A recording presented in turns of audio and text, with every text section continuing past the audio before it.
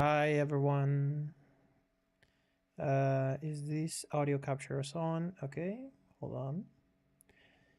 And it's the window capture is not capturing the game, but I actually have some different plans for right now.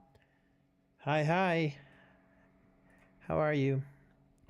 So, I wanted to actually take a look at some videos from but I don't know. This might take a while. But I wanted to take a quick look at the whatchamacallit, at the scene on the tape scene on the remake. So I have to display capture image. So last time we only played until we finished the game.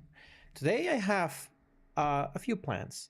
My plans for the day are watch the tape scene on the remake, play Born from a Wish, and also to see the endings of the original game, plus one of the endings that I really like from the remake.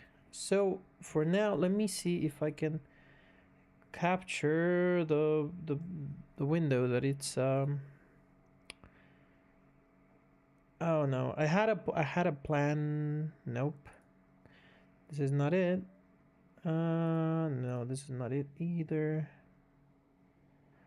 Oh bother, how can I do this?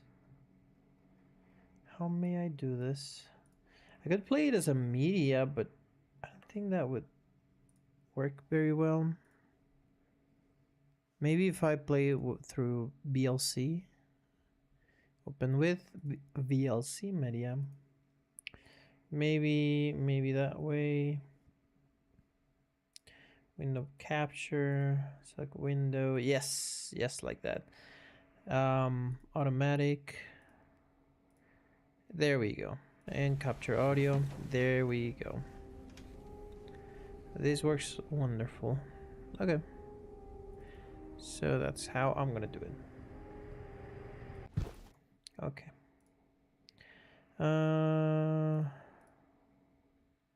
Client area forces the okay. Okay. So right now you can see I'm gonna put it Tamadoko. I'm coming right back. There we go. I was just doing a bit of a magical trick. Everything, all of my other scenes are locked, right? Yeah. Okay. Yeah. Okay. So this is the tape of the scene, the scene tape, where we find out what happened to Maria. I'm sorry, to Mary. I keep making that silly mistake. I took this from the YouTube channel called Gameplay. So yeah, let's just hit play and watch it together.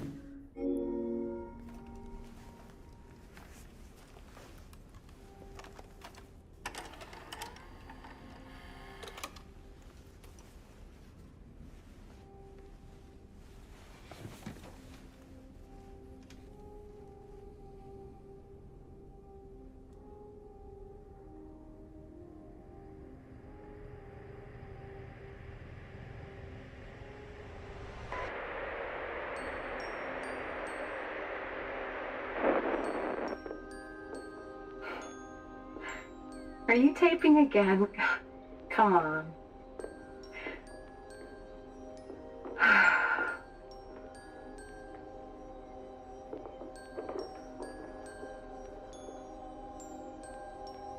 don't know why, but I just love it here. It's so peaceful. You know what I heard? This whole area used to be a sacred place. I think I can see why.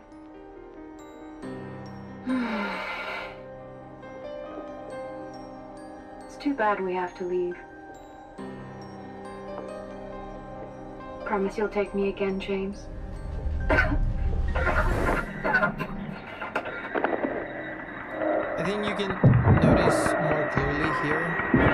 Audio might be a bit loud. You can see what is going on here a bit more clearly.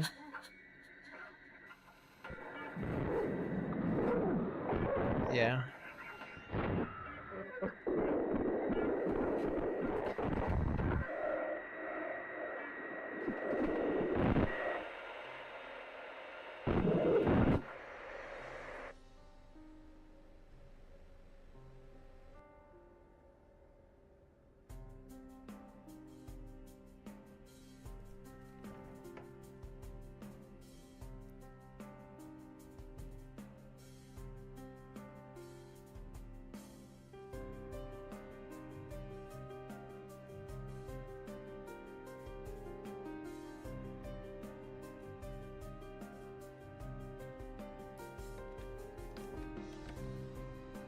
Hey, there you are. Do you know where Mary is? Come on, talk to me. Mary's gone. She's dead.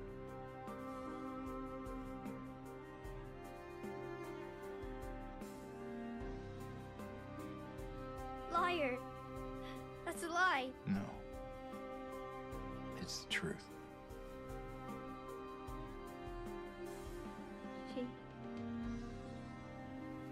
She died because she was sick?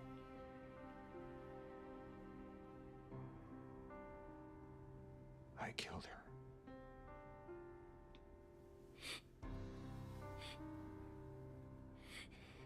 Killer? Why'd you do it? I hate you. I want her back. Give her back to me. I knew it. You didn't care about her. I hate you, James. I hate you. I hate you. I hate you.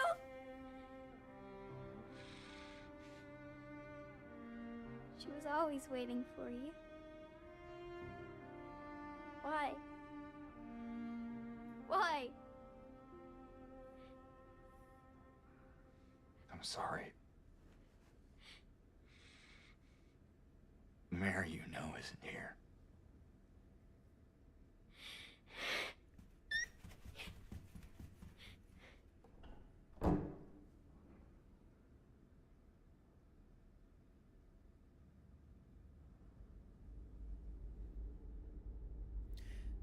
This is something of note. Well, I think here we still hear like, just like in the other game. James. But unlike on the original game, Mary? James. Where are you? on the remake they made very obvious the transitions to the other side. I'm waiting for you. Please, come to me. Do you hear me? Please, why won't you come? But where? Where are you? You're so close now. Please, don't give up. Don't leave me out here, James. James. Yeah. So that's the tape scene. Yeah. So this is something that they did differently on the remake, which on like I only noticed it on the original game because I had already played the remake, and it's the fact that they make it very obvious when you are getting transported from the normal world to the other side. And because, for example, on the hospital, they don't make it clear at all that you got like transported to the other side. On the original game, it's like you fight the three bosses and then like James kind of looks at the ceiling, and then after you look at the ceiling you start to be like, they show a scene where you are strapped to like a hospital bed and you're getting pushed around like one of those what are these called? Mm,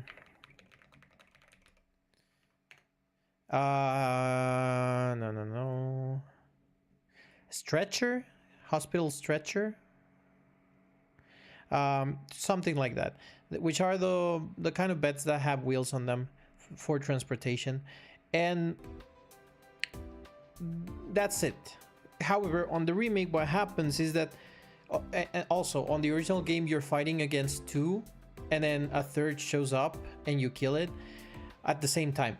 On the remake, I like it a little bit more because you're only fighting one of them, and then on the cutscene after you beat the one, a second one appears from the ceiling and grabs James and pulls him up, and that's when he gets the scene gets changed to him being like pushed around on a stretcher and looking at the ceiling, and that's when the transition to the other side happens. And it's not so subtle as it happens on the original one, on the original game. However, I like it. It leaves no like it makes it very obvious. I don't know if it's better for it to be subtle or not, but what I do think is that it's the way in which you get switched from the regular world, quote unquote, to the other side on the hospital is better on the remake. Because for example, on the apartments, on Blue Creek Apartments, the switch is represented by James jumping from, I think it's the Woodside to the Blue Creek Apartments, Woodside Apartments. Like you jump from one to the other, and one is the regular world and the other it's the other side. And I think that one's a bit more clear, but I like that on the remake, that the transition on the hospital more than the original one. The original felt almost nonsensical. And yeah, so after this you do the whole sequence where you are in the hotel, which is flooded. Then you find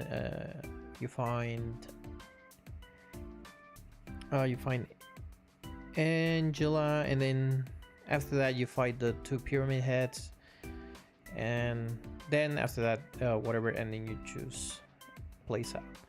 Let's see the next one. Let's start looking at the endings now. I'll have to skip around a bit because, for example, this one is 13 minutes long, and it's because it Mary? includes the credit scenes.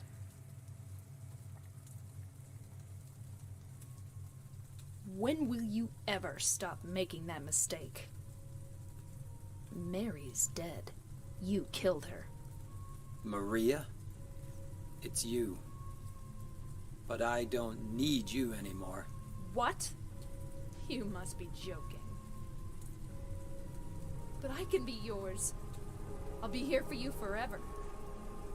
And I'll never yell at you or make you feel bad. That's what you wanted. I'm different than Mary. How can you throw me away?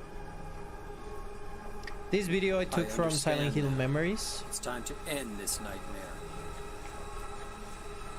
No, I won't let you. You deserve to die too, James. And this ending, it's already different. They did change the endings apparently. I'm gonna pause a little bit because on the original ending, well, no, I'm sorry, on the remake ending, Maria is trying to trick James into thinking that she is Mary. Like, that's the reason why she doesn't have her dyed hair. That's the reason why her eyes are brown, and why she's dressed like the Mary on the photograph, because she's trying to trick James. And this ending in particular, you unlock it by having a great instinct of self-preservation, which means that you don't I think you mostly like try to stay healthy, like you heal a lot. You don't look at Angela's knife because that can be seen as a bit of,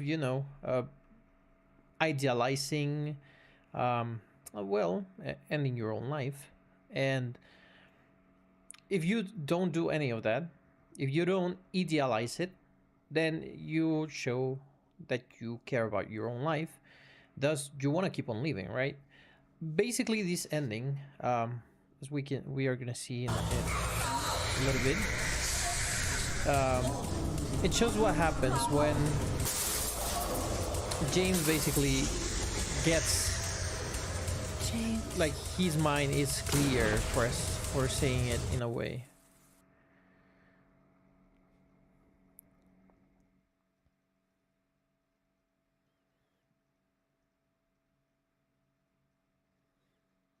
Mary?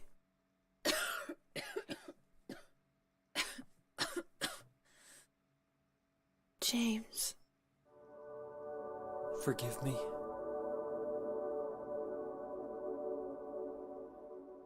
I told you that I wanted to die, James. I wanted the pain to end. And I think this That's sequence, why I did it, honey. I just couldn't watch you suffer. it's kept a bit more intact on the remake. No. That's not true. You also said you didn't want to die. The truth is, I hated you. I wanted you out of the way. I wanted my life back. James, if that were true, then why do you look so sad?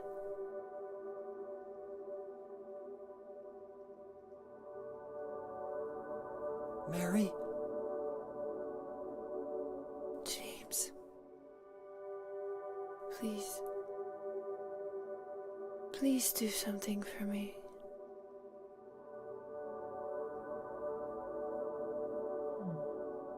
Go on with your life.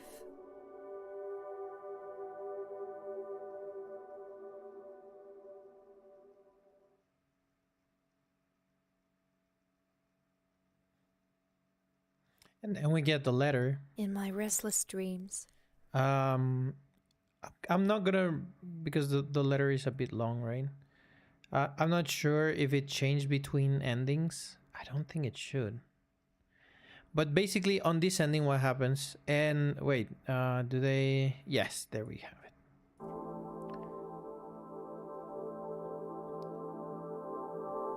Because I don't think the letter should change between endings, because the letter on its own right, it both has the hopeful and the bitter, right?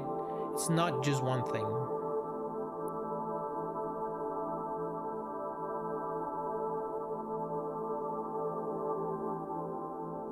Like, it's not all nice, it's not all terrible.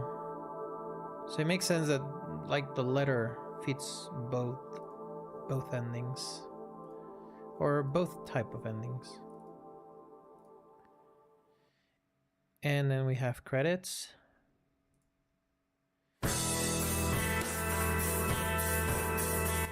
Which I think I'm not sure. I'm gonna make sure real quick, because I'm on the remake, and I think it should come from the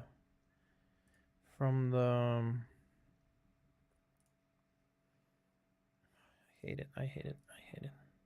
Just want to look at my channel. Your channel, okay, here.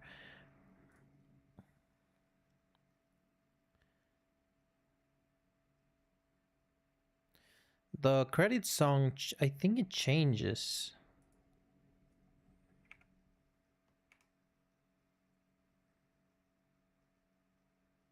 Yeah, the ending song, like the credit song, is different depending on what ending you get, which I think it's interesting. I think it's quite interesting. Like, you get a different song per ending. So this is it for the Leave ending, and the Leave ending could be considered the happy ending, because it's the one ending where James moves on, basically. James realizes that, well, yeah, I mean, Mary is gone now, and, well, I did it, but she would want me to, you know, keep on living, go on with my life. And that's what basically happens. Now, many people don't think that, like, it depends on who you ask, because depending on the person, they may say like, of course, James just like kind of leaves Silent Hill and he's free and he gets to live his life. But what I do believe that happens, which is something that not everyone thinks, is that because of this, wait, hold on, we can see then that they are like going through the cemetery, James and Laura. I think that it's very likely that he adopted Laura, and there are some fans that think, well, no, he didn't. And I'm like, well, I mean, like, to each its own, right? To each their own. But I don't know, I like the idea that they, because at the end of the day, Laura was someone that Mary really loved. They, like, in the case that Mary had actually gotten better, she would have wanted to adopt Laura. So it makes sense to me that, because as they say, like, James loved his wife, I think that he would do whatever Mary asked him to do. And it is true that at the same time, like, it is both between, like, oh yeah, wanting her pain to end and wanting his life back. Like, it's not completely one thing or the other. It's not black or white. In the case that, well, he did still love his wife. Otherwise, he wouldn't have gotten, like, as I say, this is a bit of an... This is a modern take of the Orpheus mythos to me. That it's a man willing to go through hell to find his wife. Which, of course, we do also have the Dante's Inferno games, right? The game. But in this case, like, it is a journey that it's not sure. It's uncertain whether he will be able to accomplish what he's seeking out to do, which is finding out his dead wife. And we have the Marie ending, which is, this one is the last of the endings that you can get before doing a New Game Plus.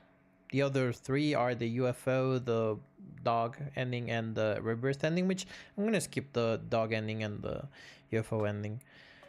But James, this is the Marie ending. I've been waiting. Mary.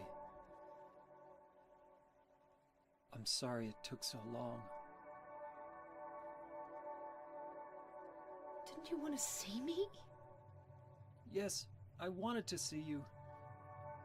Even an illusion of you. That's why I came here. It's not true, is it? You killed me. I couldn't watch you suffer. Don't make excuses, James. I know I was a burden on you. You must have hated me. That's why you got rid of me. It's true. I may have had some of those feelings.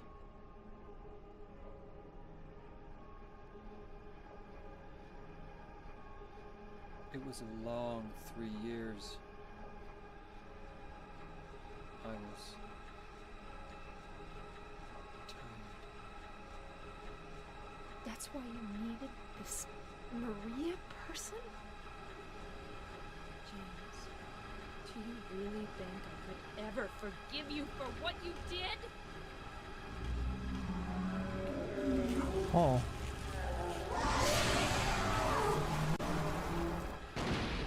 This is interesting. Because as far as I remember, in the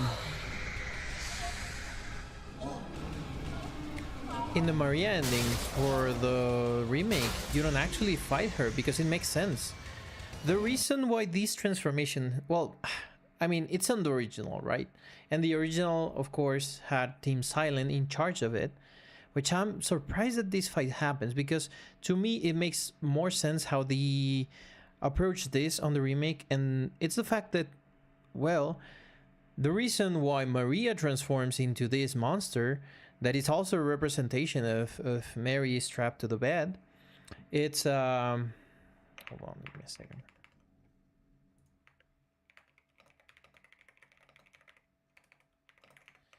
Of Maria strapped to the bed as she was ill. The reason why Maria turns into this is because that is like her last ditch effort, her last resort to try and avoid James from leaving. So in this ending, I think it's a bit weird that they included the fight with this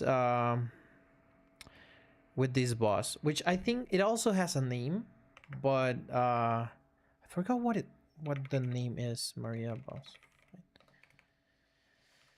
Name Mary is the final boss and his encounter after climbing a metal stairwell at the end.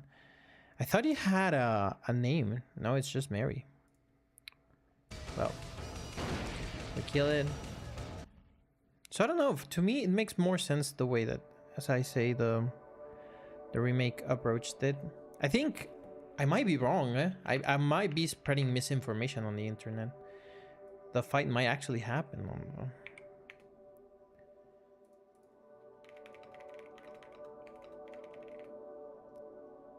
The Maria ending on. You killed Mary again? Killed Mary again. Wait. That wasn't Mary. Mary's gone. I know, the fight does happen. That was just something Maria?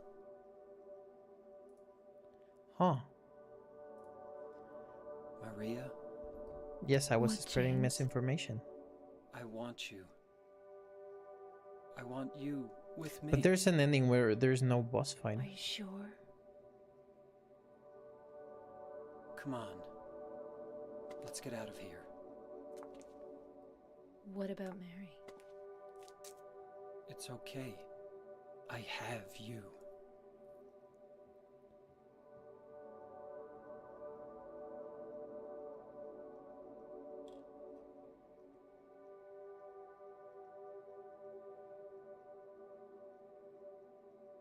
Oh, and she gives you the letter. Is that what happens?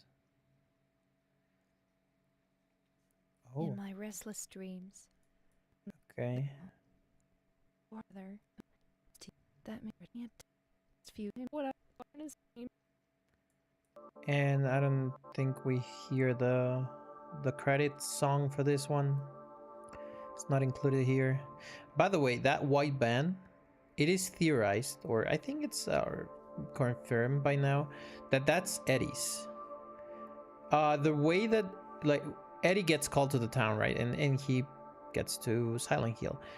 However, the way that Laura reaches the town, it's by hiding in Eddie's band. You'd better do something about that cough. And that little detail, that little quip at the end. Yeah, when I purposefully spread misinformation in the internet. Yeah, that's me. That is totally me. I think the stream might be delayed, because I said that a while ago. Paying attention to this. You'd better do something about that cough. James is acting like, you know, like, how to explain this? Like, he is being quite harsh towards Maria, who is coughing. Like, if it was a vicious cycle in which he cannot stand, like, he would do the same mistakes again in the Maria ending, which is oh, Mary is too sick, I might just as well kill her. Oh, you're slow at writing. Okay, fine. It's just that I didn't check what latency I had, and last time I had like medium latency. Maria, There was like a minute. with you. What? There was like a minute delay. This ending, you can only get it after you do New Game Plus. It's a rebirth ending, and it's the last ending from the original that we're gonna be seeing today before we go and play Burn from a Wish.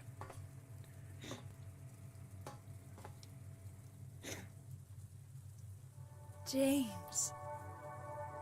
Maria, I'm finished with you. What? But I'm what you wanted. Mary's dead. Don't you understand? She's not coming back. But I can be yours. I'll be here for you forever. I'll never hurt you like she did. So why don't you want me? Because you're not Mary. Without Mary, I just can't go on.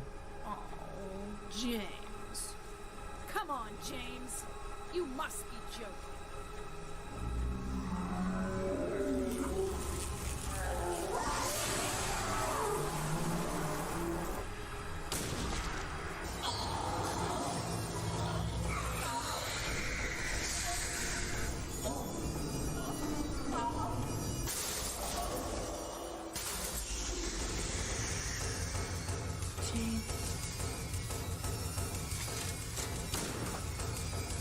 He missed.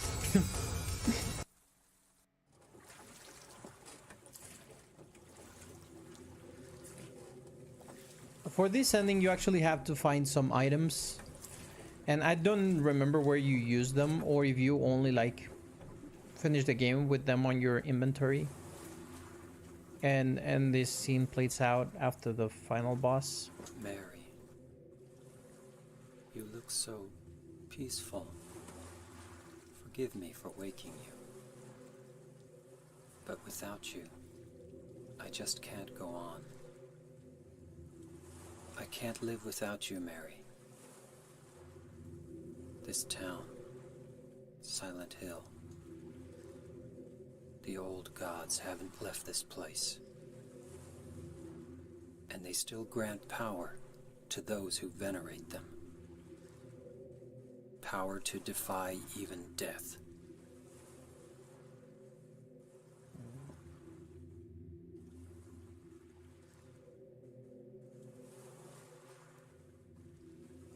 Ah, Mary.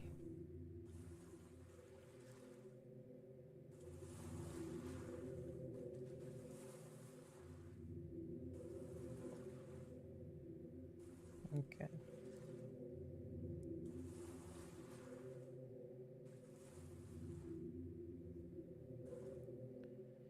And wait, does this one include the credits? Or is there more to the scene? Oh, it includes the credits. And again, a different credit song. So, on this ending, what happens? This was theorized for a long time by the community of the original Silent Hill game. And it's something that you have to take into account when it comes down to the story of Silent Hill 2. James arrives to Silent Hill 2, and the first thing that he tells you is that Mary died 3 years ago. And Mary died 3 years ago, and that he somehow now received a letter from Mary that calls him to Silent Hill to meet her at their special place. But there's a very interesting detail in which, if you pay close attention to the story,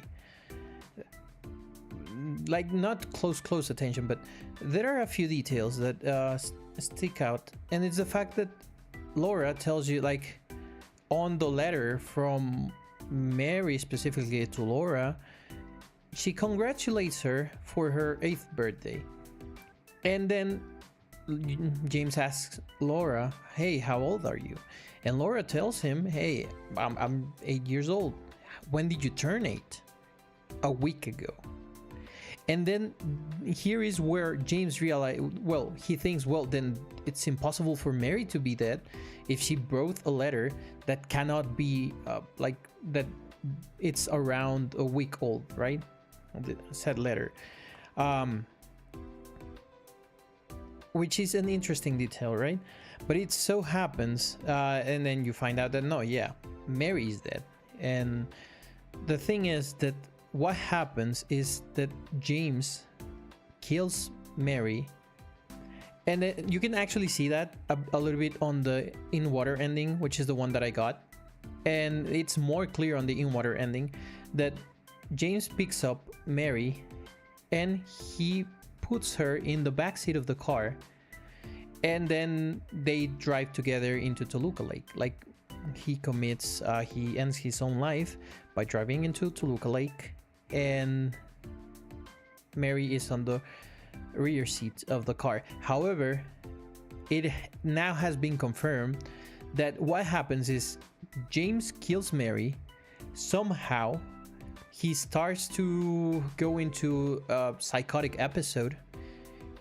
He wraps her in the bed sheets. He puts her in the backseat of the car and drives to Silent Hill.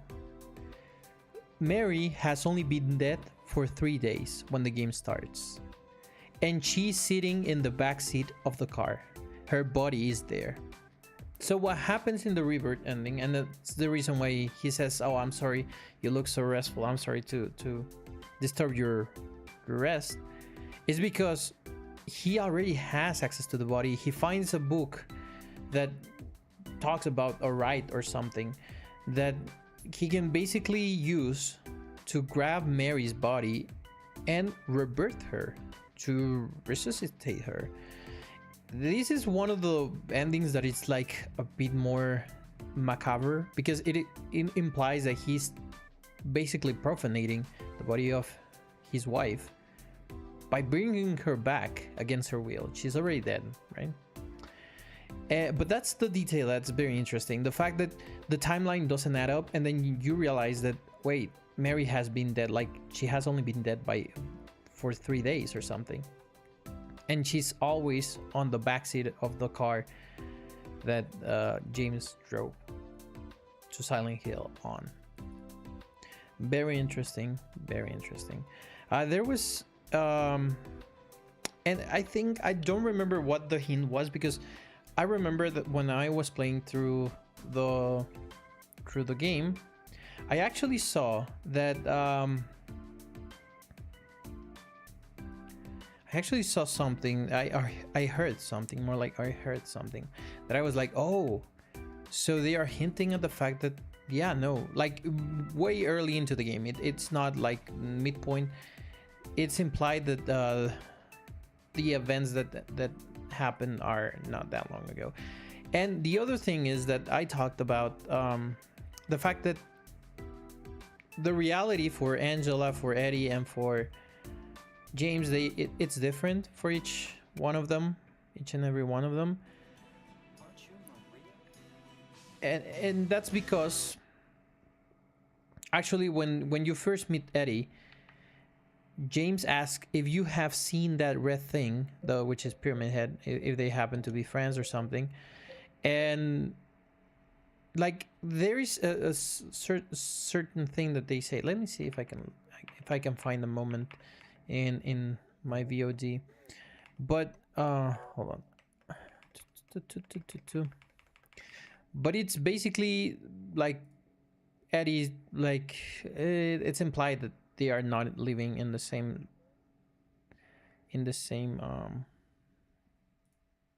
reality, basically. It was around, hold on, click on something that I shouldn't because I was trying to mute.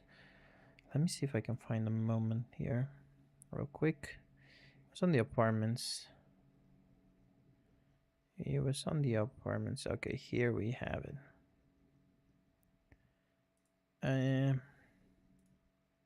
This is gonna be like, wait, hold on, I can go. This is gonna be Inception. Hold on. Okay. Okay, here I have it. Wait. Oh, it's making sound. Crazy.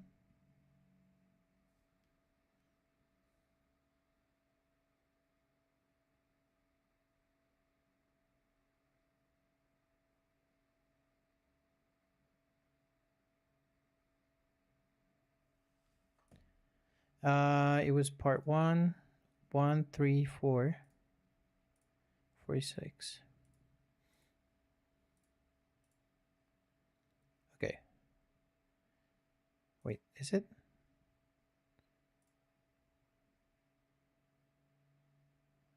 Wait, no. 1, 3, 4. Did I skip it?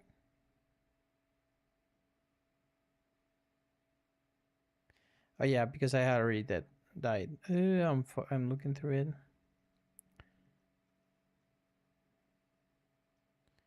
Looking through it. James, honey, did something happen to you Wait, no. after we got separated in that long hallway? Are you confusing me with someone else? You were always All right, so yeah. beautiful. There's Remember a that small in the hotel? time shift. Hold on. Let me mute the game Maria? because I want to see if I remember the thing that I saw that I was like oh yeah, okay. This is gonna be streamception, but it's best I can do. Oh, hi buddy, how are you feeling? Well, I guess not, right? Timeception, yeah, indeed. Just checking up on you. Which door is it? It's that one, right? Yeah. There's no other door. Oh wait, that's different. That doesn't look like one of the... Oh, it is this one.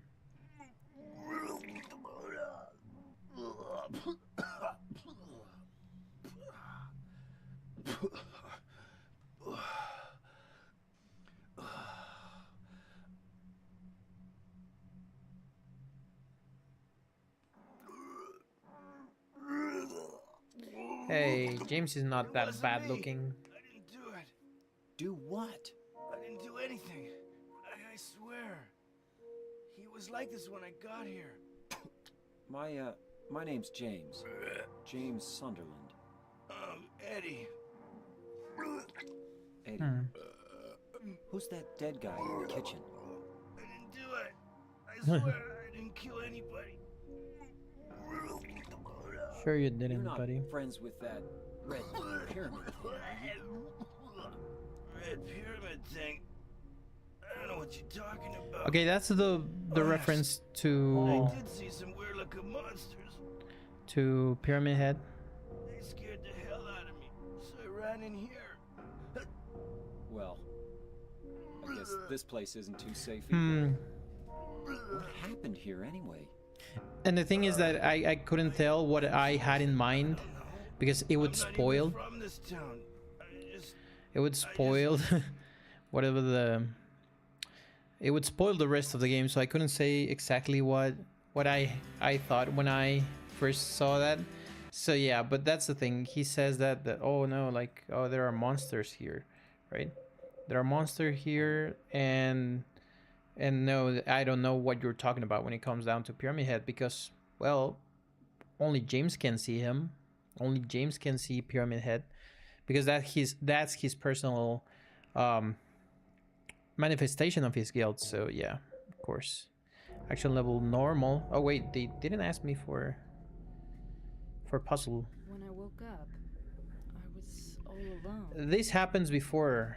Wait, hold on, or after.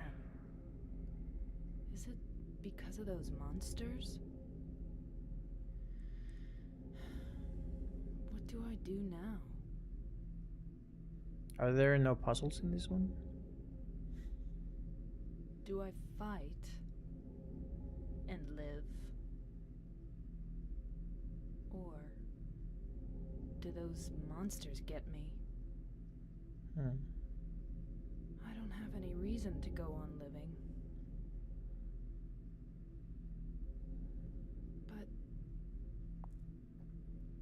Okay. But I'm scared to die.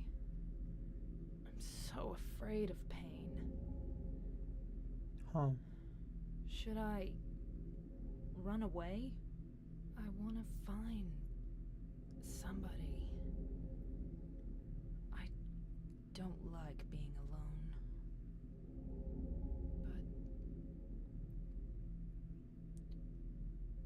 But is there anyone left alive?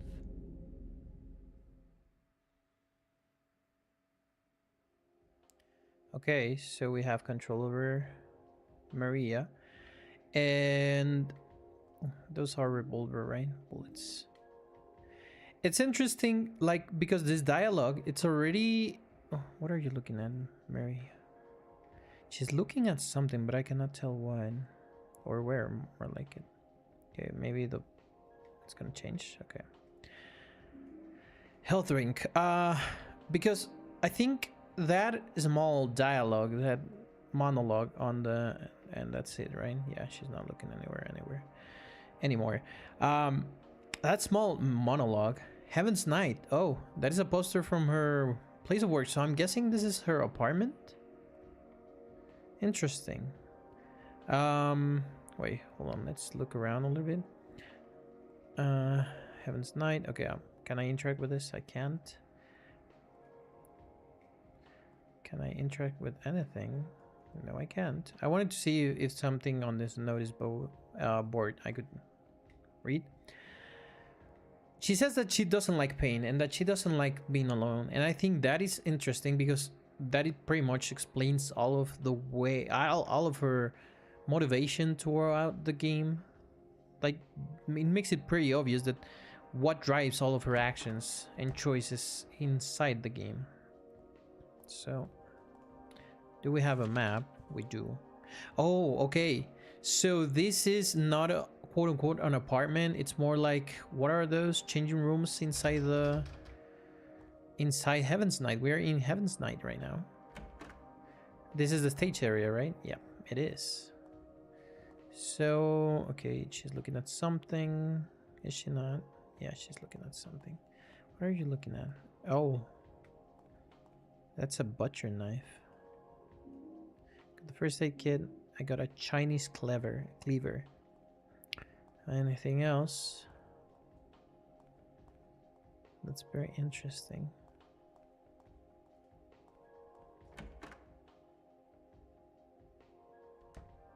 I wonder how linear this is gonna be. Like, do I have a clear destination? I wonder if the map is going to be exactly the same as, like, having the same... It should have the same... Oh my god, that scared me. It should have the same roadblocks as...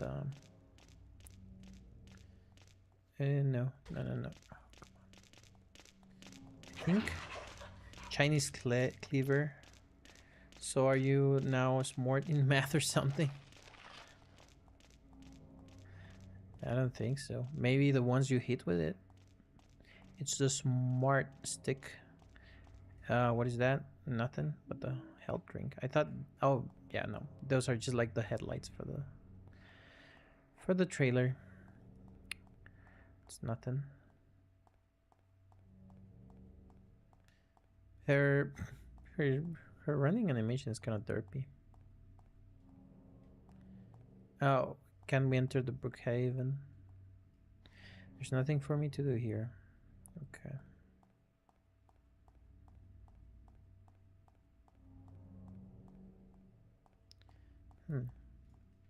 So I wonder what her memories are like, because... Okay, can I dodge this? Can I juke it? Yes, I can. She probably remembers, or she thinks that she is a... Wait, where can we go? Rosewater Park? Oh, I guess, yeah, that would be the obvious one, right? Trying to get to Rosewater Park. Like, does she think that well, it's kind of interesting. I don't know.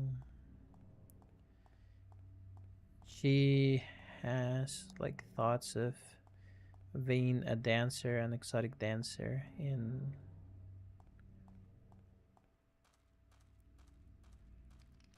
Heaven's Night.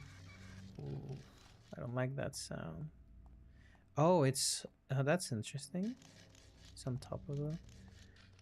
So we cannot get to. Well, maybe we can get to the Bolorama, but I'm thinking that where we need to go, it's gonna be Rosewater Park.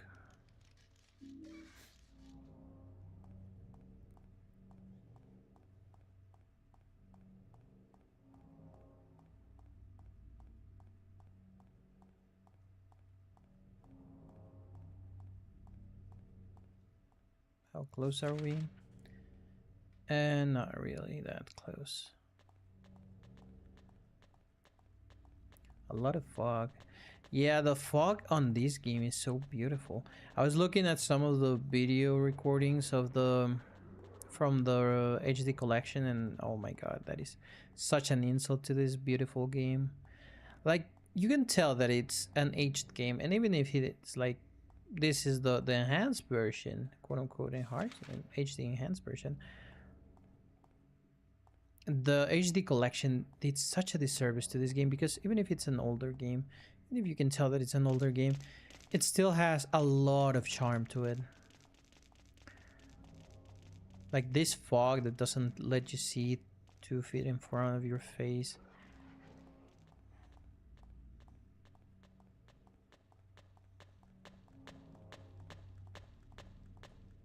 Okay, hold on. Do I have to take is there a door here? Is this a door? No. I have to go back. She's looking at something, but I cannot tell what. Revolver. Wait, what? Oh. That is quite the detail. The revolver had only 1 bullet in the chamber.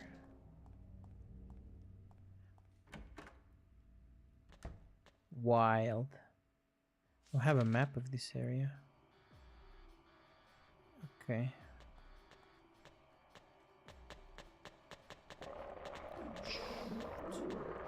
I'm gonna have to juke them. Oh wait, can I enter this house? Yes, I can.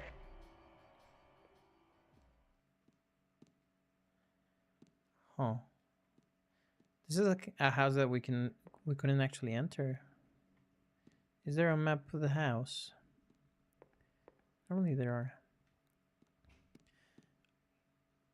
maps. Very. It looks like the lock is broken. I'm guessing that is the right door we have to go through, but I still want to check everything else. Yeah. Just in case, right?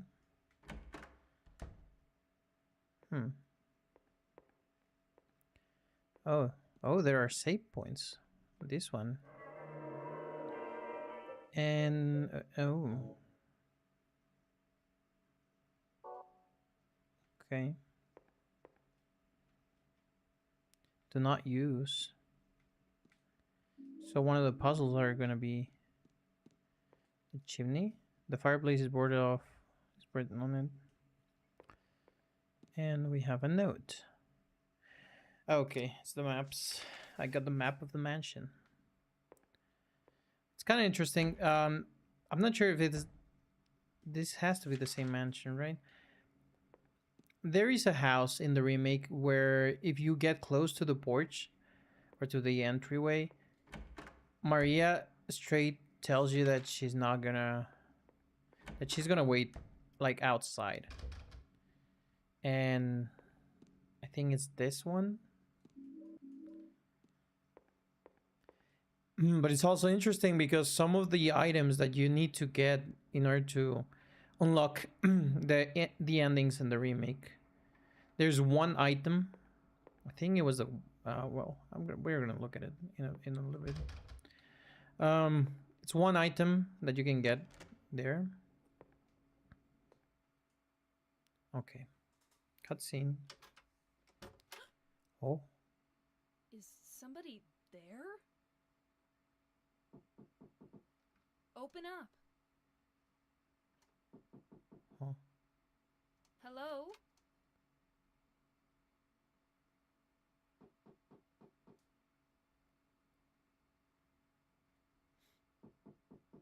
Stop it. You're disturbing me.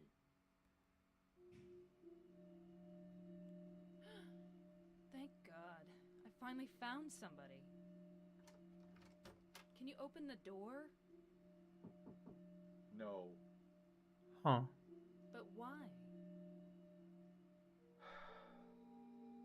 Is it really necessary for me to answer all your tedious questions? Yes. Oh, I didn't know that. I want to be alone.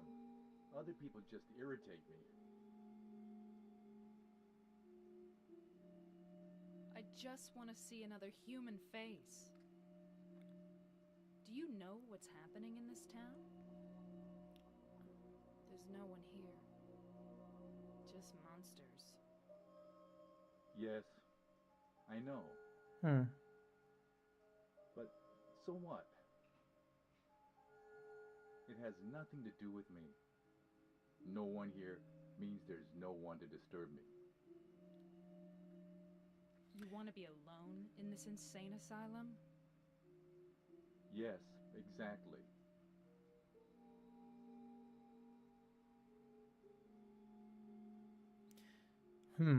But how can you say that it's this town that's insane?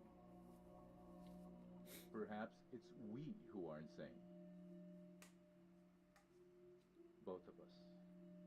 Hopelessly insane. Are you satisfied? Would you leave me alone? My name is Maria. What's your name?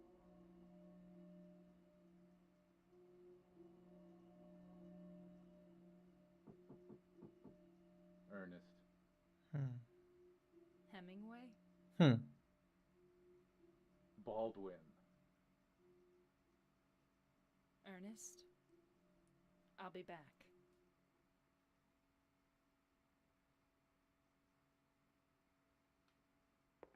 Okay. Okay, yeah. I thought maybe another door unlocked now. Wait, did I even try that door? Doesn't seem like it. Doesn't look like it. She's looking at something, right?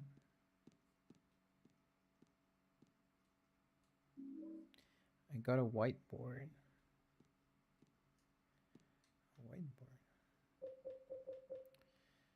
Oh, okay. White metal board with square holes punched into it, found in the second floor entrance of the hall. Examine.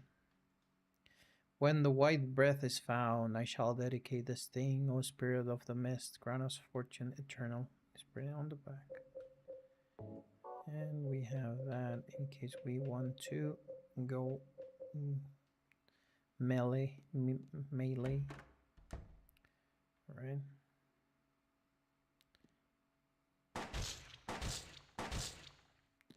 Now that I realize, Maria doesn't actually have flashlight like James. It's locked.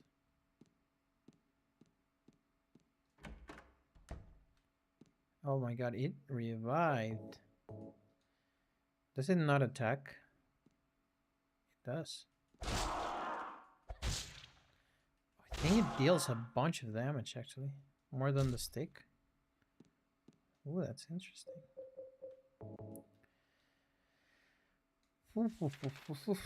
Okay, so that's locked. There's just the whiteboard there. We cannot bother that guy. We need to find some keys. Ooh. Was that a knock on the door?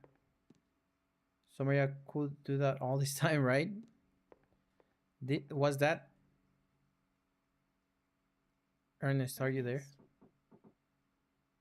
Are you there? Was that a shot? No. I guess not.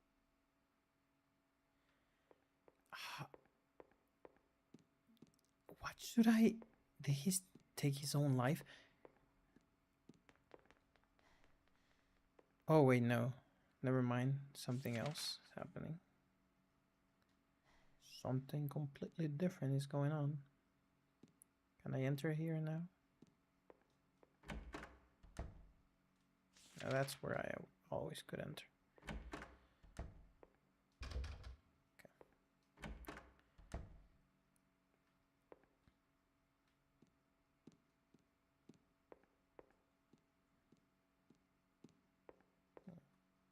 How often should I save? That is the question.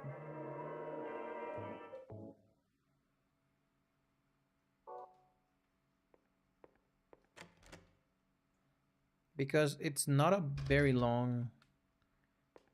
It's not a very long game, right? But like, oh. Oh, for some reason there's a ladder in the fireplace leading up. Along the way I can see something that looks like a hole. Climb the ladder, yes. And another saving spot? No. I got a red board. And a black board. It's black. Can we see who this is? Okay. There's a square depression in the center of the tombstone, and above that is a carefully carved epitaph. Along with you died Joey. All that remains is despair and a future of meaningless tomorrows. But I will never give up. Want to see you beautiful smile again. Want to beg the blessing of the gods away for the day. When the words cover all sadness too will be covered, but until my dreams return to reality, I will have to swallow all the pain. There's a key firmly embedded in the stone beneath the depression. No matter how I try, I can't pull it out. Oh, I thought he did the oh no, girl, I can't handle this. The silly auto on living. Okay, so wait, should I just like put all of the boards there? Is there an order in which I have to do it? Yes. Put the whiteboard in the hole. It's the square hole. I'm gonna remove it because I think the idea of it's that they have to go in a certain order. What order that might be, who knows? Examine. What does it say? When the dark grail is found, I shall dedicate this thing. You who denied death, grant us fortune eternal. Examine. When the crimson words are found, I shall dedicate this thing. Oh, you gods deep in slumber, grant us fortune. I don't want to be lost like too long. For too long. Hold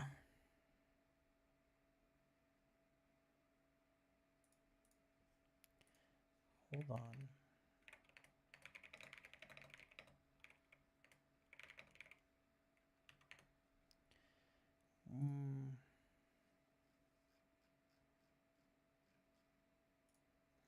The Balwin mention.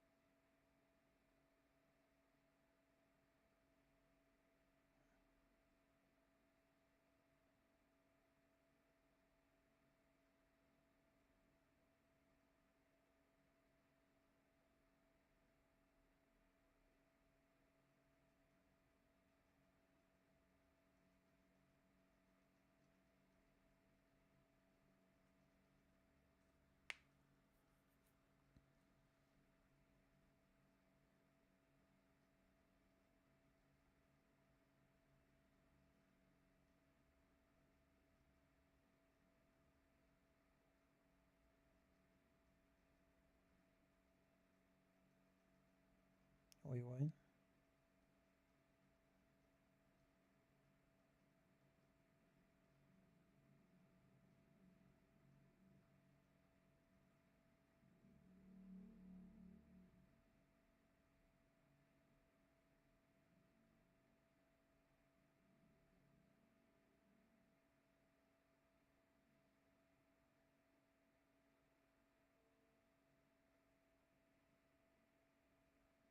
Hold on.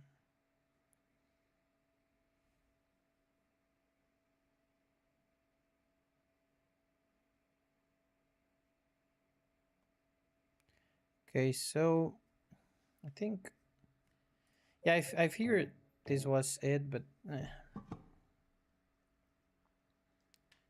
I'm just gonna do it like this.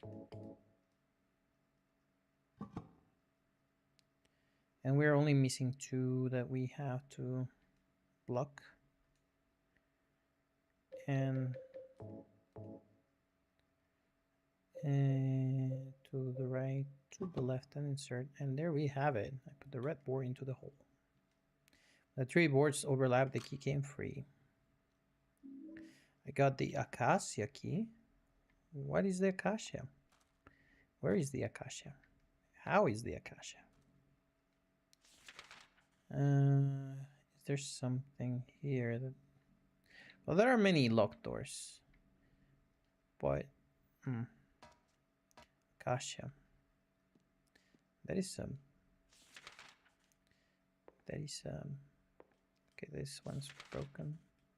Could it be this one? The first door I tried. It's locked now.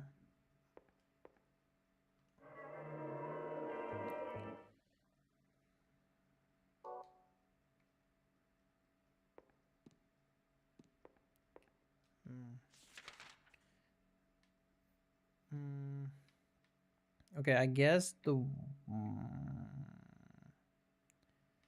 is that... So... Okay.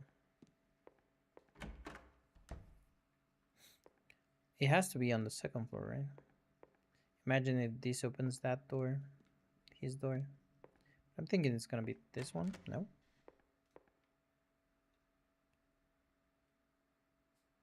Ernest? Are you there? Guess not. No.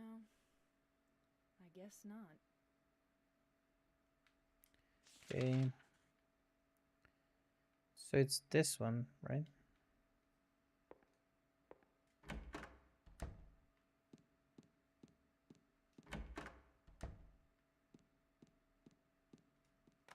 Yes. Let's go. Piano room. Kids room.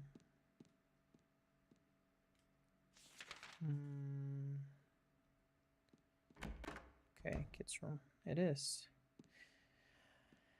I don't like the idea. Wait, what? I got matches. Can we turn... Stuffed animals are lined up. A doll is sitting on the chair.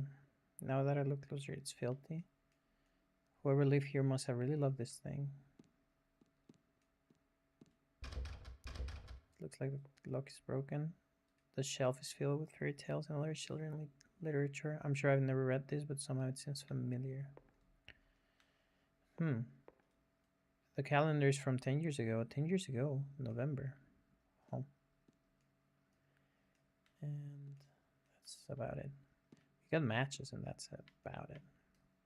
Smart bed for a child. Matches. What can we use? Where can we use the matches? Here, maybe. Use. No. And only 2 or 3 matches are left. Found in kids' room. Looks like I can use that there.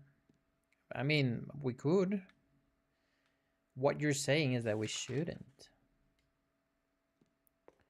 Because otherwise, I'm gonna be left with less matches than I need for the puzzles. Ooh. What?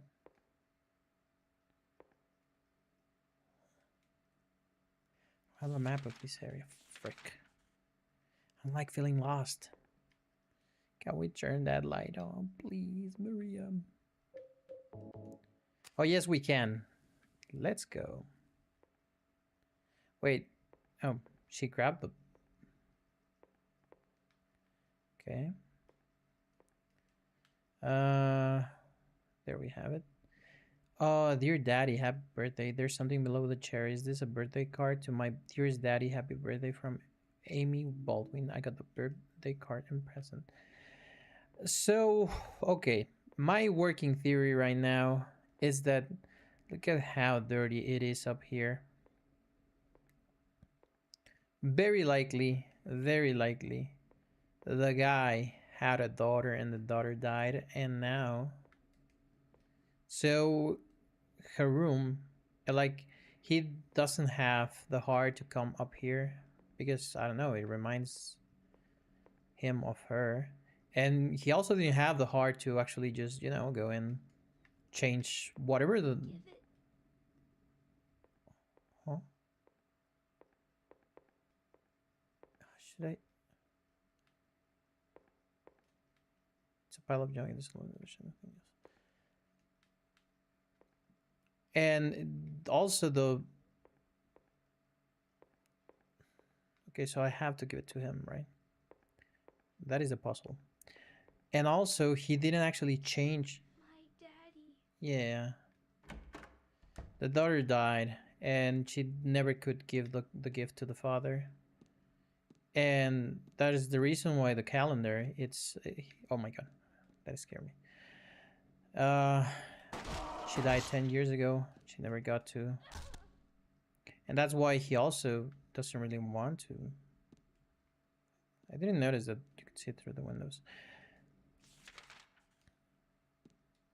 Why he like withdraws from society, and he says that, oh, it's fine if we don't actually, like, I don't have to talk to anyone. Oh, really? That's cheap. That is really cheap. A bunch of jump scares. Oh, there is no open. Okay. Nope. Just nope. Okay. So this is what he did. This looks like there's like a secret passageway. That's probably how he got out of there. There's a book here. It looks like a plant encyclopedia. Acacia, a genus of evergreen trees of the mimosa tribe of the pea family. Its tiny flowers are yellow or white and grow in clusters. Common varieties include the gum tree. Yellow or white. The acacia tree is a potent symbol in many religions across the world. In Christianity, it represents eternal life and morality. In ancient Egypt, it represents purity and rebirth, while in ancient Babylonia, it was thought of as the tree of the goddess Ishtar and was a symbol of life. It was also a holy tree to the ancient Jews who built the sacred Ark of the Covenant from it. Oh, and for whom it signified a peaceful death and a release from grief. The Covenant is made out of acacia. Interesting. I noticed that she's looking at something, but I cannot tell what. I think it's looking at something in the background. Something here? Yes. Health rings. Is it? Okay.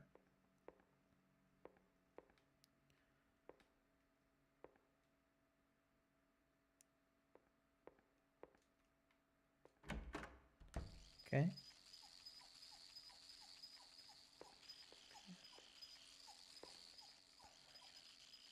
Oh.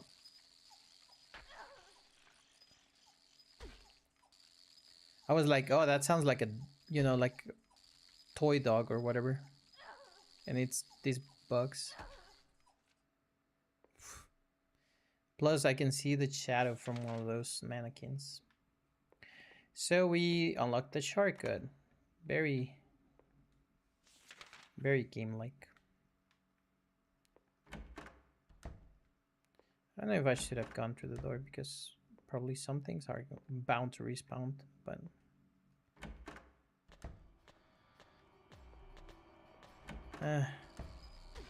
I told you it was bound to respawn.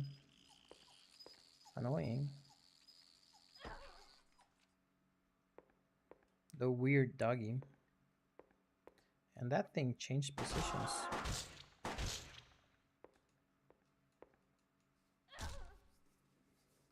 How am I doing health-wise? Not so well.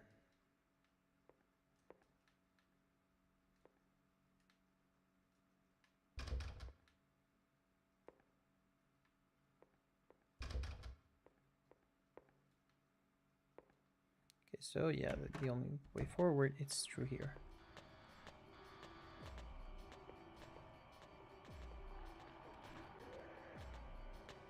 These developers, they are being kind of douchey because they are playing a lot with the camera angles, so you feel more helpless, like you cannot actually see what's ahead. That is so douchey.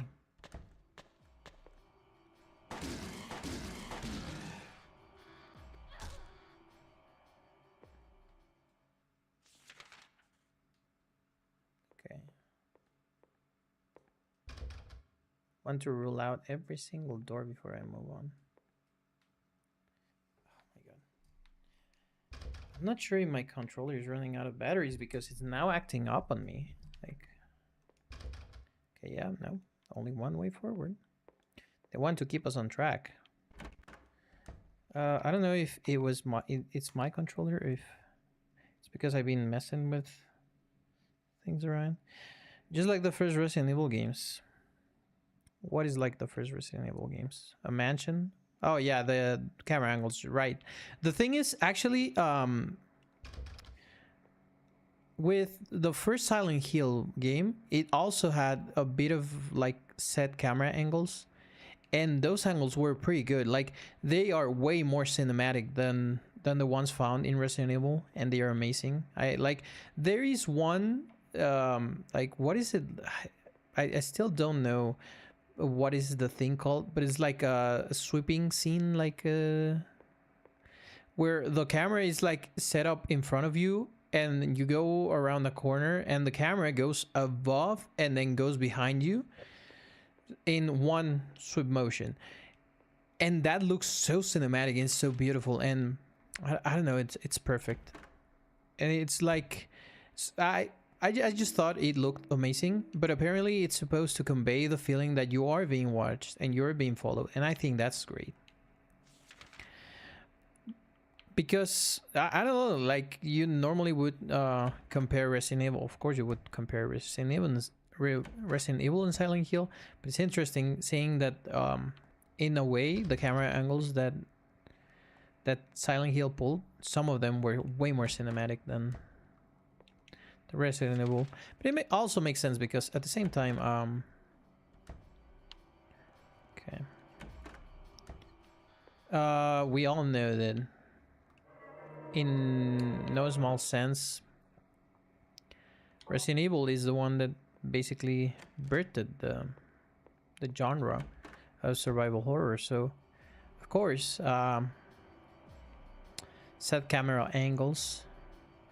Okay, so I see what they are trying to do, which is play a lot with darkness, so you cannot actually see what you're fighting. Lost memories. I have the strongest trust, you may even call it fate, in the miracle called resurrection of the dead. Upon the hill where the light descended, the beast intoned his song with words of blood, drops of mist, and the vessel of night. The grave become an open field. The people wept in fear and joy at the reunion, but my faith in the salvation of Xochitl did not waver. Blood, red, mist, white, night, black. Red, white, black. Which I think that this thing, like, well, you cannot look at my, I mean, I don't even have a cursor. I was like, you cannot look at my cursor. I don't have a cursor. That's the reason. Those notations, I think that has to do with the boards that we used. The white, the black, and the red boards that we use for the puzzle. I wonder if Xochitl, it's pre-Hispanic, or is it like from Hinduism or something like that. It is also spoken of in the ancient legends. The original worshippers did not believe that death was the end, but that it was simply the path by which the deceased returned to nature. They also believed the process was reversible. There's something imprinted towards the bottom of the page. Did Ernest write this? What could it mean? Blood Mist Night. Of course Ernest did. He's a man of the occult. Trying to bring what back? His daughter. Do you know a little girl named Amy? Why do you ask me that? This letter. To my dearest daddy. It's from a girl named Amy Baldwin. Your daddy?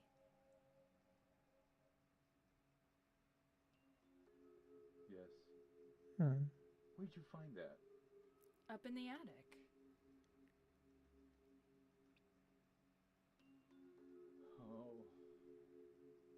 Oh. What a fool. Now, it's too late. I finally understand why.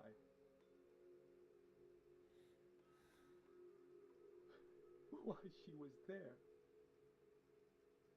Why she was holding that empty envelope when she fell.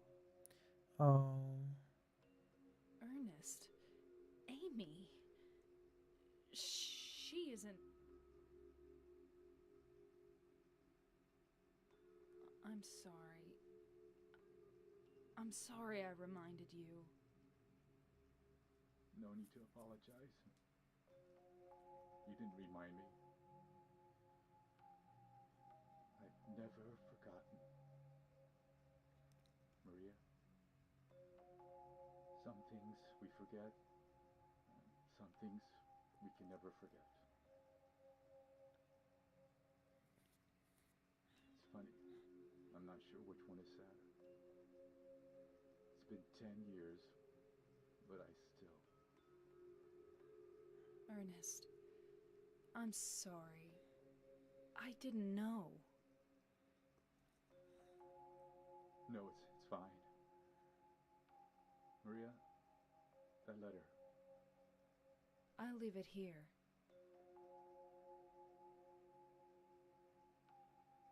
Thanks.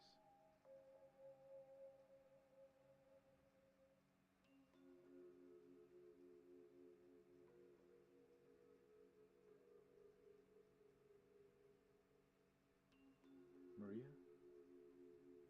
So you must be... That's why you could see me. Huh? So perhaps that means that I can hope for a miracle as well. What do you mean? Yeah, what do you mean? I'm a little lost.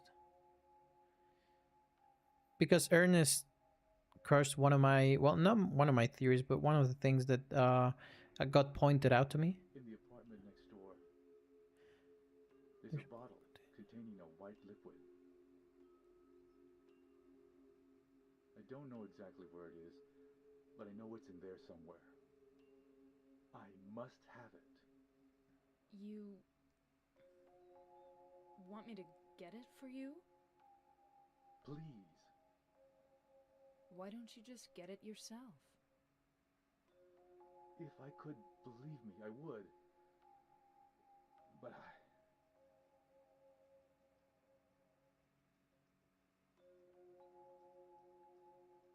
White? I'll open the stairway door. Ernest, do you really believe it will work? I don't know. Holy Mary, Maria, or am I just tripping? There might be. Well, that's okay. I don't mind fighting for an impossible cause. Oh, that's cute. Anyway, it beats just giving up and doing nothing. Maria, thank you. I think there might be a connection there, but I don't think that's one of the main themes that the game wants you to care about. It's a clock here, but it looks like it's not running anymore. Didn't want to do me any good. There are books on the decks. None of it looks very interesting. I feel like she's looking at something, but I'm not sure. Oh, any presents to her father, Ernest, found with the birthday card. I think I'll leave this here. Anything else? I feel like she's looking at something. Oh, man. These people and their lazy eye. I can never tell. I think it is... I mean, maybe it is this? Oh, no. I don't have the matches anymore. I thought maybe I could light up that candle. But I think they want me to, like, bring attention to the fact that there is the present there and that I'm leaving it there. Yeah, like, I do believe that he said he can wait for miracles, so I'm saying he's the one. Oh, okay. Maybe. So once we finish this chapter, I'm gonna define whether... Oh, wait. Whether my, quote-unquote, the thing that was pointed out to me and that Ernest defied, like, he challenged that idea that I had, that was pointed out to me, that it didn't come to me naturally, but at the same time, is it the playroom? I don't think it's a playroom. He said by the stairway. That I noticed a detail for it that gave it strength on while I was playing the original one. If it's wrong or if it's right or what. Okay. Dining room? Is it dining room? It looks like it's unlocked. I have no idea where I'm supposed to go. It said the apartment next door, but okay, I'm gonna try going up here and see what's up. Oh no, it's not this. I can pass through here. The way up is barricaded. Okay, so the stairway. He said the stairway. There's no way he can mend that one because we just kind of unlocked it ourselves. What could potential stairway door he meant? Living room. Ernest entrance hall. There's a two-way door. We go through there. Pantry. I don't think it's a pantry. I didn't check the pantry. I'm gonna go check the pantry. Just to be told, like, yeah, no, this door doesn't work. I'm gonna be like, huh. Good, now I know. And wait, hold on. This door. Oh. Was it that door? I don't have a map of this area. I think it was that door then. Yes. Maybe. Looks like the lock is broken. More puppies. And something in the floor. Okay.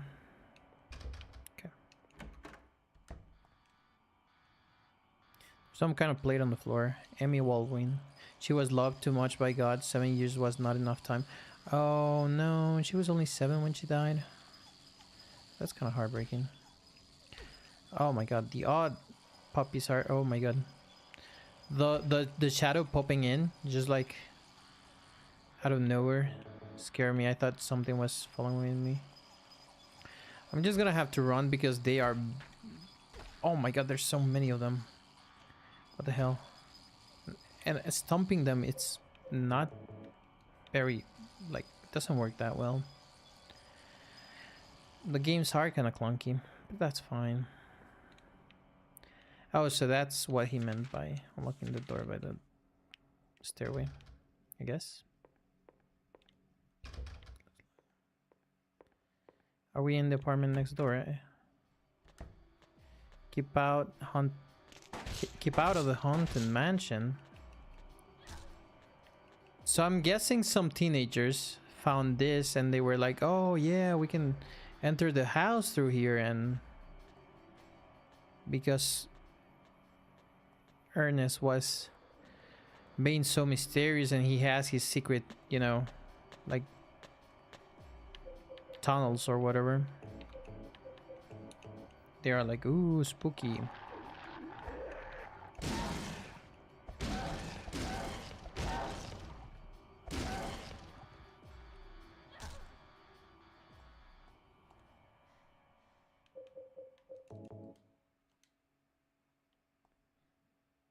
Shin Megami Tensei. SMT. Oh no, wait, is SMI. Okay. Where are we? Do we have a map of this area? I mean, like, if I bring out the map, it's only going to be like Silent Hill, right? It's not going to be like, yo, you're specifically in this part of Silent Hill. It will be. I don't even have a map of this area. Fine. Fine. This is taking me more than it should take me. Yikes.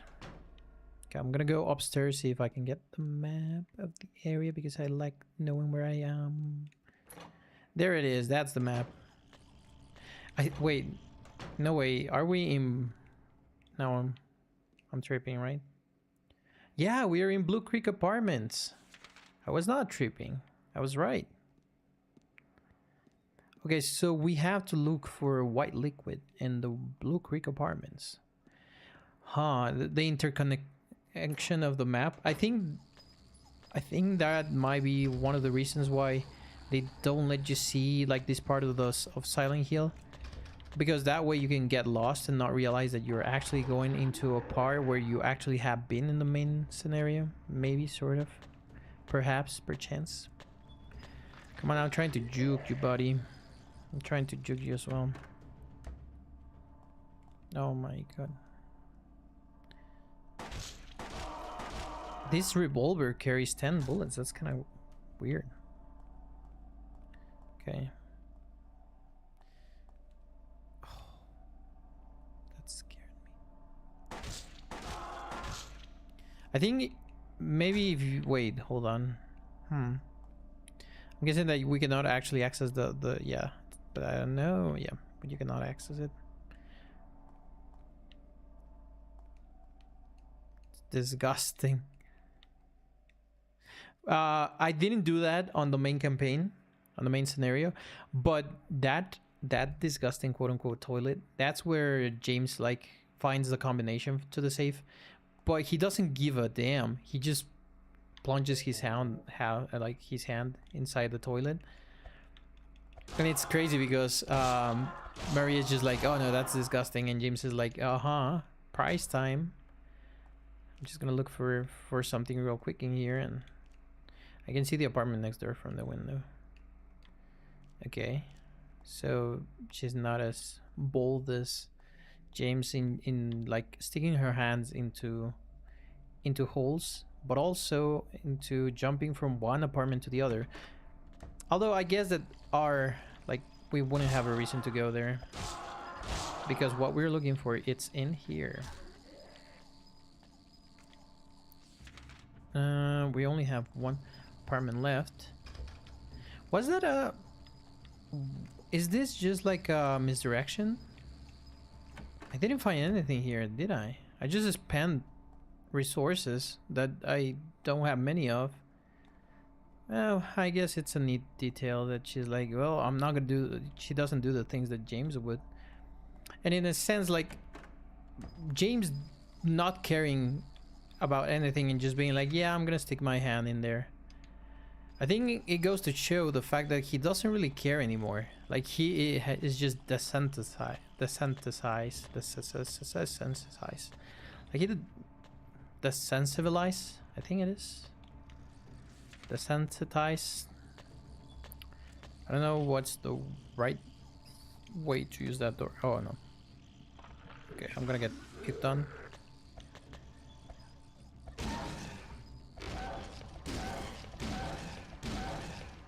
Yeah, the Chinese cleaver, it's too OP. What does it say? There's a note stuck on the door. Dear Tim, I have to run an errand, so I'm going out. I left the house key with Uncle David. You know where he lives, don't you? The key is in the room near the first floor staircase. I'll be back as soon as I can, so please watch the place while I'm gone.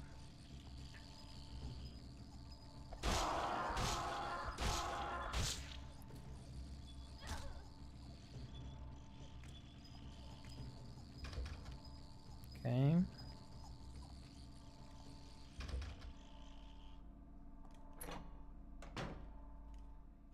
Okay, so this is where we have to go. And here's where we fought Pyramid Head. We fight Pyramid Head, so... Interesting. So we need to go visit Uncle Tom, was it? Get the key. then to the alley that runs to the park. But first, I'll better take care of my promise to Ernest. Okay. Wait, so how much left is there in this scenario?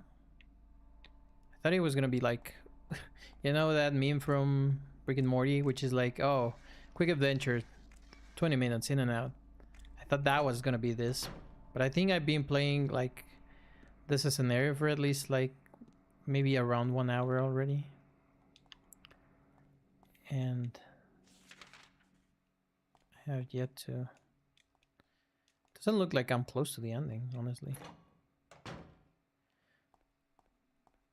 Wait, this is where we got in from, right? Yeah. And I didn't actually check the first floor, which was through here. So, time to go to the first floor.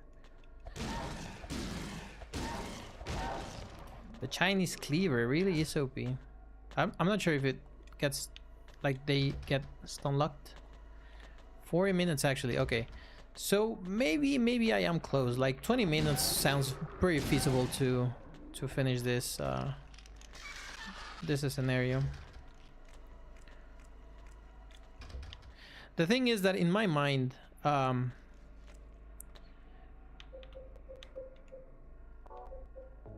Maria needs to be in a certain place at a certain time. So we have to finish the side quest for Ernest, and then we have to get there, right? To where we're supposed to be. Oh yeah, 50. Yeah, my bad. I'm so I'm playing this very slowly. I think it's gonna be like 1 hour 30 then. What is that? Vandalism. That's it. Is that door now? Is this Uncle Tom's? Nope. But we got first aid kit and some healing. Oh, it might be actually... Wait, no. Oh, I got the white liquid. So I don't actually have to do whatever the uncle wanted me to do. And that's where the puzzle is. For... Oh, cool. Well, I mean, the game says that it has only been 43 minutes. So let's pretend that the game is telling the truth. Should I explore a little bit more? I don't think I should. I don't... More than I should, I don't think there's anything else I can see here. Like, all of the other doors are probably gonna be like, oh, this is locked. Well, it's never locked. I cannot open... I can't open it. It's normally like, oh no, the lock is broken. Ew, white liquid. I guess. Let's take this to Ernest real quick. Then we should be over with this side quest. I hope that he gives us some armor and a sword. You know, like an RPG. Hehe. You don't tell me what to do, Graffiti. I'm gonna get into the haunted house. Oh boy. I'm just dodging. Muscle memory makes me open the map. See, like, oh, which door is the one that I care about? We have to go through the puppy alleyway. I gotta heal because otherwise I might die. You know, people die when they are killed. Crazy. Bonkers. Bananas even. Bad puppy. And we are getting there. He was in the studio, right? Gonna save real quick. When I was looking for the Born from a Wish, like on YouTube, apparently one of the suggestions is like no damage.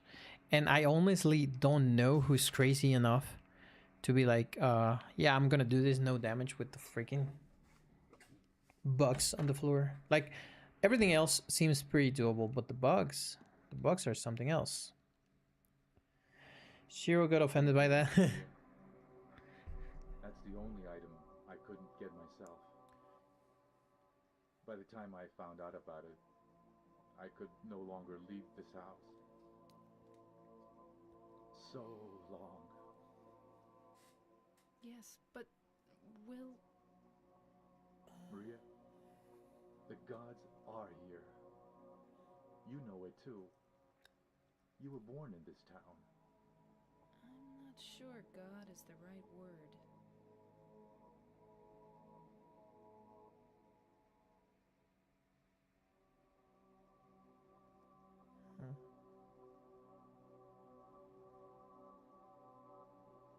Do you believe in fate? Not really. That's fine then. Ernest, can I open this? This is a dead end. There's nothing beyond here. I know. So, what if I had said I believed in fate? That James. He's a bad man. Huh?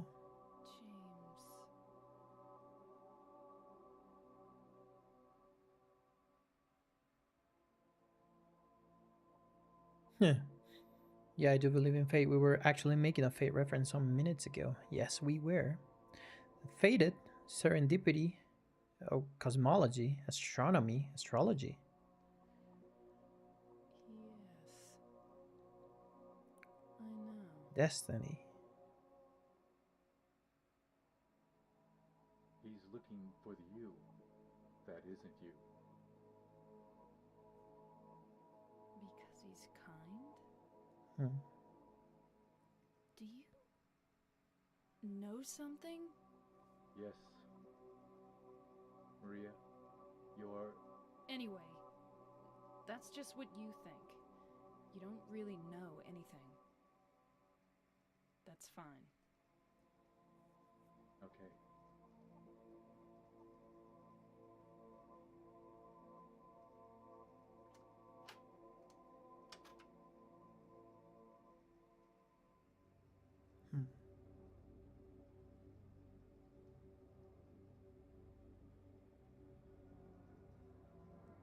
This is a bit confusing, but also quote unquote reassuring of something else.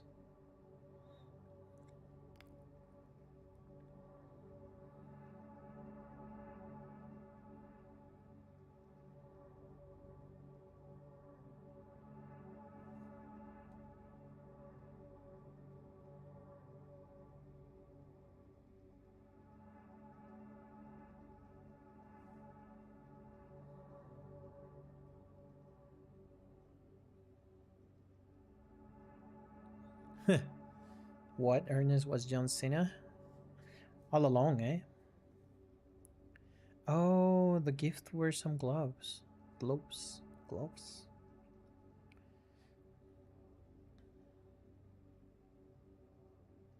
Hmm.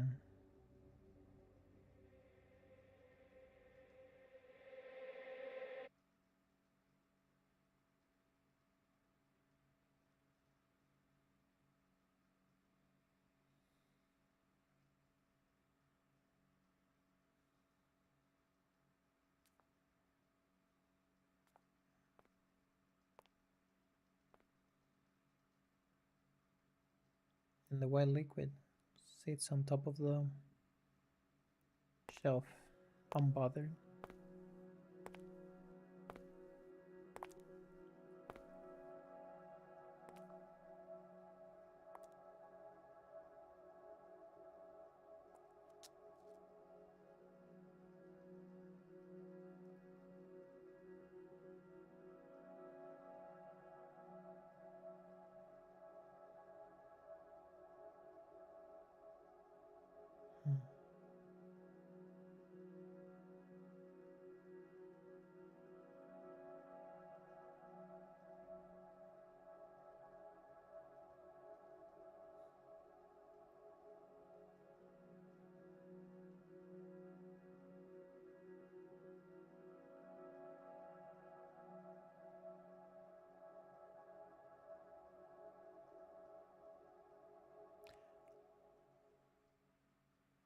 Huh.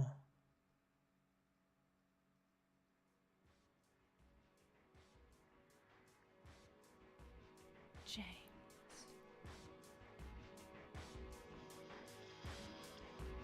Okay, that was interesting.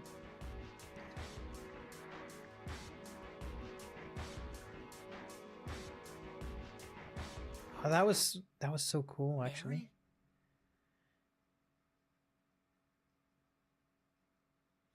No, you're not. Do I look like your girlfriend? My name is Maria. There it is. Born from a Wish. I think it was around 1 hour then. I thought it would only take like 30 minutes, but it was closer to 1 hour. Okay, so it's interesting. I liked it.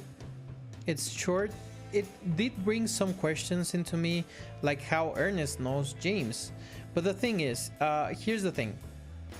Maria, it's a construction from the town. Silent Hill is basically creating or recreating her from James' psyche. And the reason why Ernest was, I think it was very obvious, like midway through the scenario, that Ernest was actually just a ghost. Especially when you like, there are like 2 or 3 tells. And of course the biggest one is like when you go outside and it's like, oh, don't go into the haunted house, and it's like, oh, of course, because Ernest is actually, a ghost, quote unquote. And the reason why I said that the existence of Ernest actually defied one of the things that I was pointed out to me was because Maria, it's a construction of James' psyche by the town. No one else can see her. If you pay attention throughout the game, and especially this is more like, quote unquote, not more noticeable but more subtle on the remake, no one ever actually talks to Maria. No one ever sees Maria. The only person to ever see Maria is James. And that is one of the things that I was like, when I first played the original one, like on the first stream that I did. Because when you go into the bowling alley, inside the Bolorama, you will find Eddie and you will find Laura. But what happens? You try to go in and Maria outright tells you, oh, I don't like bowling. I'm not going inside. But that's just an excuse, because if she was to quote unquote go inside, James would notice, or it would be very obvious that no one else but James can see her. And then when you go outside of the Bolorama, she comes running back to you and she's like, oh my god, a little girl went by running. I couldn't catch up to her. But that's the thing, like, she's just pretending, because Laura cannot see her, so she would not be able to actually catch up to Laura. And that's very, like, it's more subtle on the remake, that no one ever talks to her, no one ever sees her. There's no point in where 2 characters that are not James and Maria, like Maria doesn't ever gets a chance to meet with anyone else. And this is about the enhanced sport edition. No one ever get that chance. But like, I think it was made more subtle on the remake, because in the remake you don't actually go into the bowling alley, you go into the movie theater. But to go into the movie theater, you actually have to go through a very narrow window. So Maria's like, okay, I'm gonna wait for you here until you open the door for me, because of course I'm not gonna, jump and go through broken glass to get inside the movie theater. And once you realize this, that no one else can actually see her, she's saying, oh no, I don't like bowling. No way, there's no way I'm going inside the Bolorama. It's very suspicious. It's very sus. She is the imposter. And I think that's one of the details that I think it's worth playing. I'm not sure what order I would recommend people to play. If they should play the remake first and then play the play the remake first and then play the original one. I don't know. Because that's the order I play them in. Or if I would recommend them play the original first and then play the remake. I think the best case scenario is you play the remake because it's, of course, it's new, it has better system, it has better quality, like it looks better.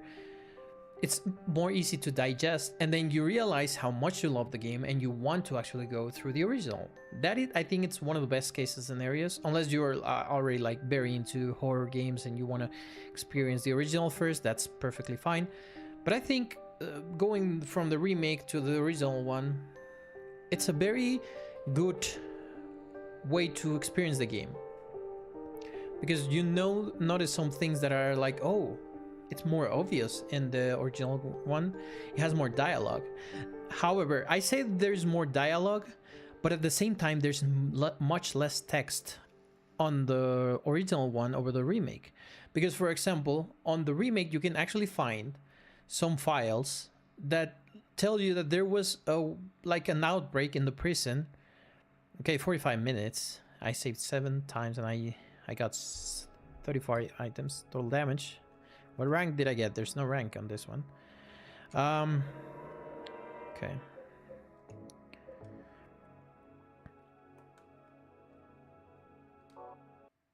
Okay. What was I saying? Saying something, but I already forgot what it was. Remake. I was talking about the remake and the way that they did the things on the original game. Oh, bother. I lost my train of thought. But yeah, I think that is a good way to actually enjoy this game. You play the remake first and then you play the original one. Yes, I was talking about the outbreak. So you find out in the remake through files in the prison that there is actually an illness that nobody gets. Nobody understands what illness it is, where it came from, what it does, but like it causes a certain sort of skin reaction, which it starts like, I don't know if they didn't do it on purpose. Like the remake, well, the thing is, like, the remake specifically implies that Maria going near the lake and spending time in the Toluca Lake on Silent Hill somehow got this virus that was seen on the files of an outbreak in 1880s, on the 1880s. That the illness that she has, she caught it in Silent Hill on Toluca Lake. And I think it's interesting. But as I say, like, some of the dialogue on the cutscene and in between characters, it's shorter on the remake, but also there's many more files and stuff that you can read on things that paint a clearer and a bigger picture. And it actually leaves some of the mysteries are a bit confirmed, more easily confirmed on the remake, like that thing where people are like, oh my god, Maria might be on the backseat of the car. And on the remake, on the end, one of the endings, you can see that James looks on the rear view mirror and he sees that there is like a bed sheet on the back of the car. And that's where you realize, damn it, Mary really is on the backseat of the car. There's no denying it. Like, that's just canon now. How did they make, like, it's very obvious once you play the remake and then you play the original, it's very obvious how they made the game last, like, take longer in the game.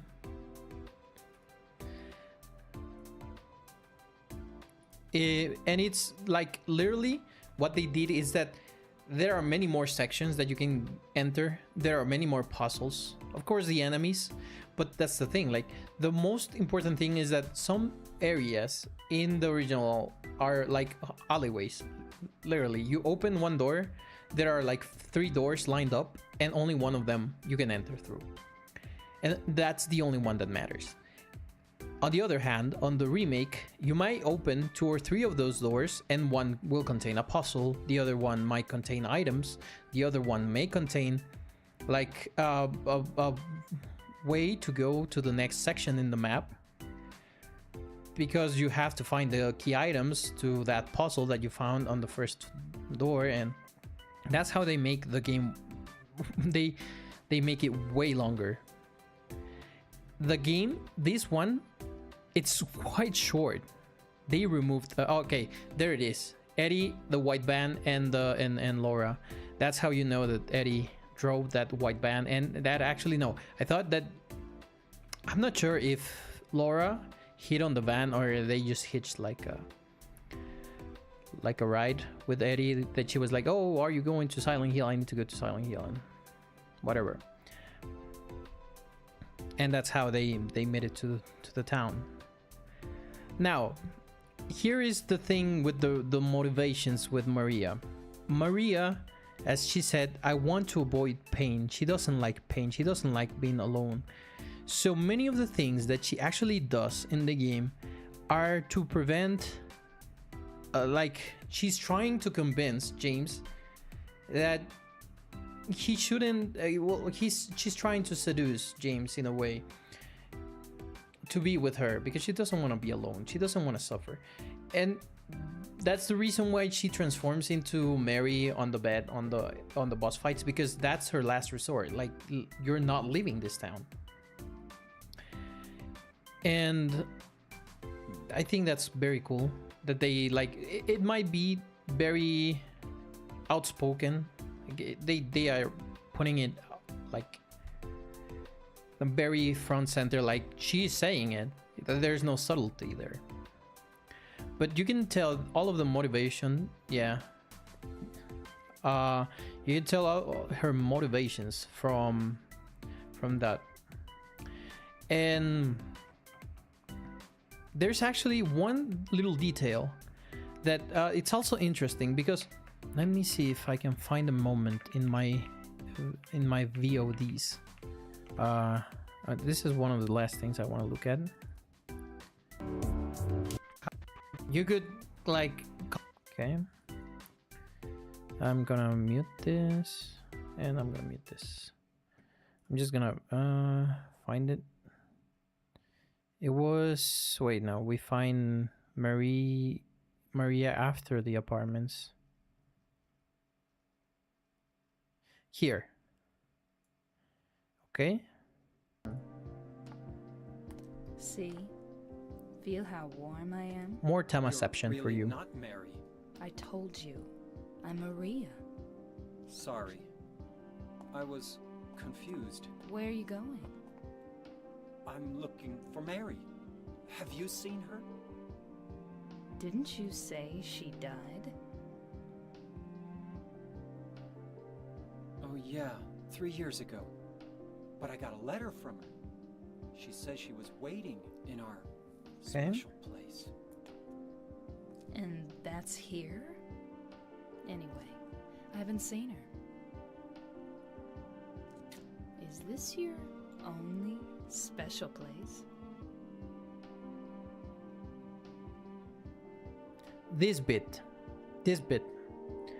doesn't happen on the remake. Oh. And that's why I go, There's huh? the hotel too, I guess. Well, there's a hotel One on too, the I lake. guess. I wonder if it's still there. Huh. The Lakeview Hotel? Yeah, it's still there.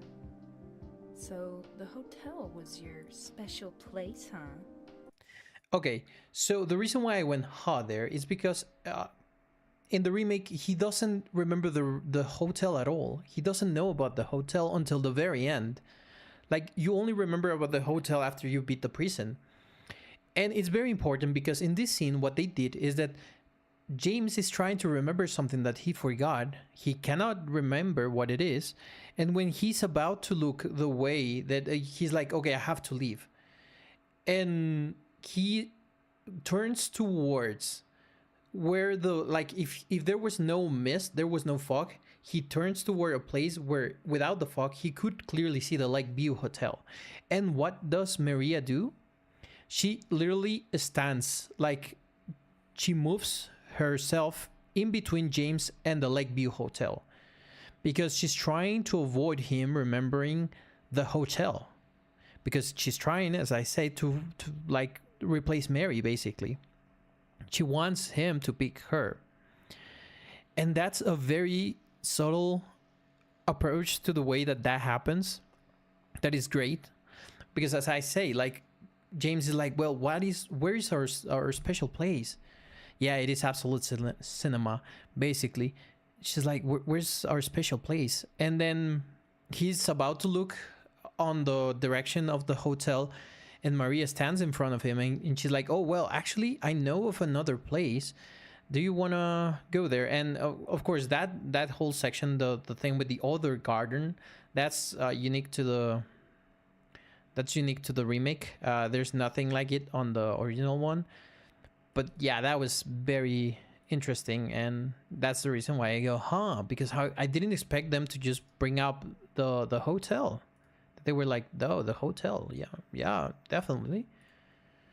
So yeah, and anyway, I'm gonna turn off I'm gonna keep the BGM off. I just want to look at one last thing that I really like from the remake, which is my favorite ending. First, I'm gonna show you the guide to it. Hold on. What is the open with media player? Okay, this is the guide to getting out, because that's the thing. Many of the remake has the Maria ending, the Liv ending, the In-Water ending, and they are different, kind of different to the ones that we see inside the original one. It has the Rebirth ending, and it has, of course, the dog and the UFO ending, which are also the dog and the UFO ending. Especially the UFO ending is very different to the UFO ending that you will find in the original game, but it also added two unique endings to the game, which is the Stillness ending, which is basically kind of like it's closer to the In-Water. It's very similar to the In-Water ending, but it's closer. I heard that the Stillness ending is closer to the In-Water ending from the first game, because the In-Water ending on the remake, you only hear like James turning on the engine and driving into the lake. You don't have the whole sequence in which he talks to Mary on the bed. That is exclusive to the Liv ending. And then in the Stillness ending, you actually see him. You actually see Mary, like her hand, reach out to him from the back seat and touch his cheek before he actually does what he does and take his own life. And the thing is that the endings on there are two new endings, as I said, the Stillness and my favorite one, which is the Bliss ending. You unlock them by getting items throughout the game that you then use in a specific location. So let's look at the tutorial here. We need to get the rusted key from the new safe in Pete Bolorama. And as I said, the Bolorama here, it's completely optional in the remake. Where you find Laura and you find Eddie, it's on the movie theater. So you only find the Bolorama if you want to go into the Bolorama, and the password I don't remember where you can find it, but it's somewhere else. Okay, we have it. We have the rusted key, and it says, I did not acquire it, nor I will be able to do so. However, I can direct you to where it is. You will find it in a place of cares, an island of respite in a sea of suffering. I warned you before, this is a commitment. I hope you can see this now. Wait, this is... Let me check if... Yeah, that is for the Bliss ending. Okay. Then you go to the hospital, and in the garden, there is this gazebo, which you can only access through this bit, which is in the back. So it's a bit hitting. By the way, I got the video from Gamer Guru. The channel Gamer Guru. And you find this box that you can open with the rusted key.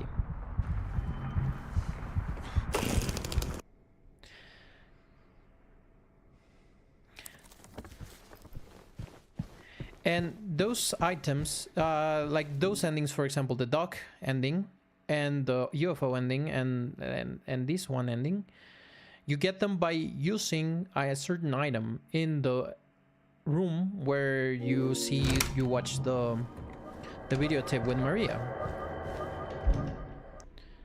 You combine them, the key and the chest, and you get White Claudia. Now, White Claudia, it's a drug that has like it's getting like there's an overuse of this drug in Silent Hill 1. You listen to reports of it, that it's a spiritual drug basically. Like it can take you into, you know, like it's more of a ritual thing kind of stuff. So you get the White Claudia, you drink it. Okay, there's the item description. This will make it all right for a special time, a special place. All right. This is only for a special time and at a special place, which is before we watch the video, before we watch the tape.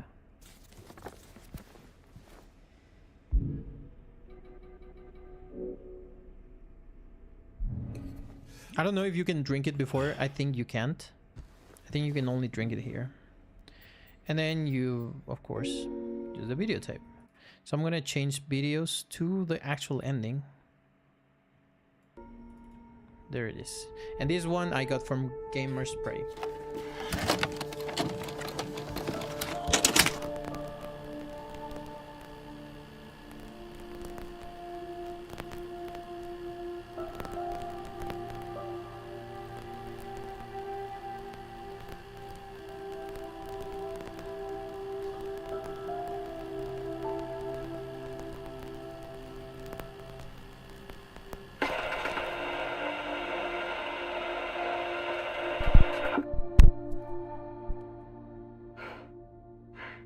Are you taping again? Come on. I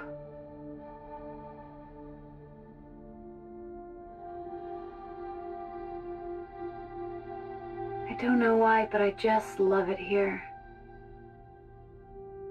It's so peaceful. You know what I heard? This whole area used to be a sacred place. I think I can see why.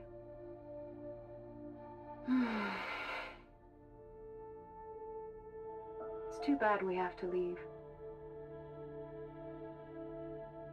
Promise you'll take me again, James.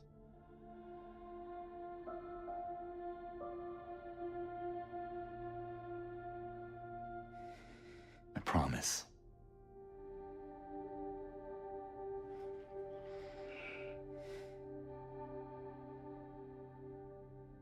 Come on, we need to finish packing.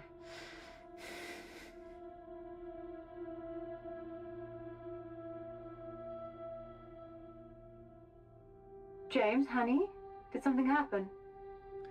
Oh, no, it's fine. Everything's fine.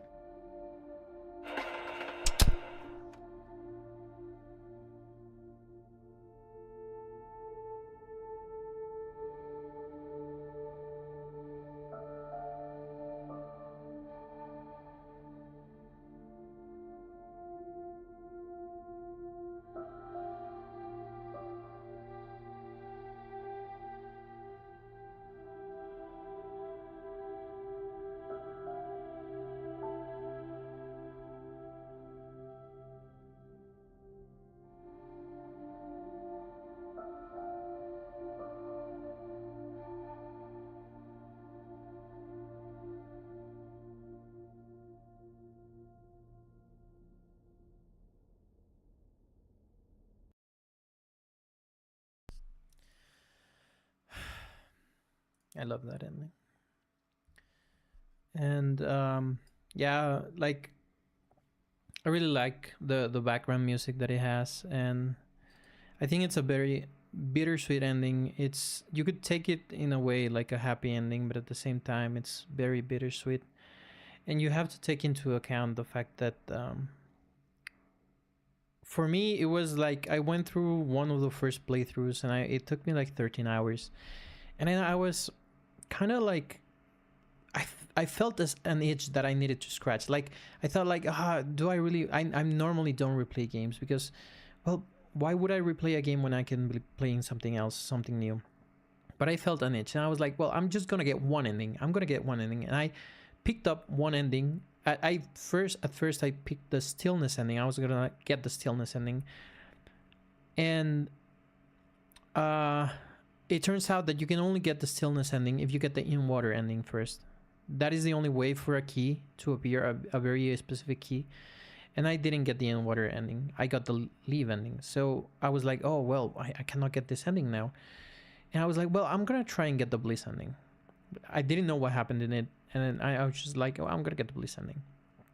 So after another 7 hours of playing through the game, and it was at night, and then you do, like, you play through the game, and then you just see like James go through that. But the part that hits me the most is when, like, the camera zooms out and you see that James is not there anymore.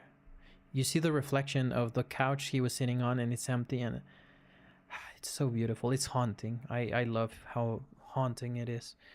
And that is one of the things that made me so obsessed with, I'm not obsessed enough to read the wikis and whatnot, but it engraved itself into my soul. This game, I think it's one of those games that it just etches itself into you.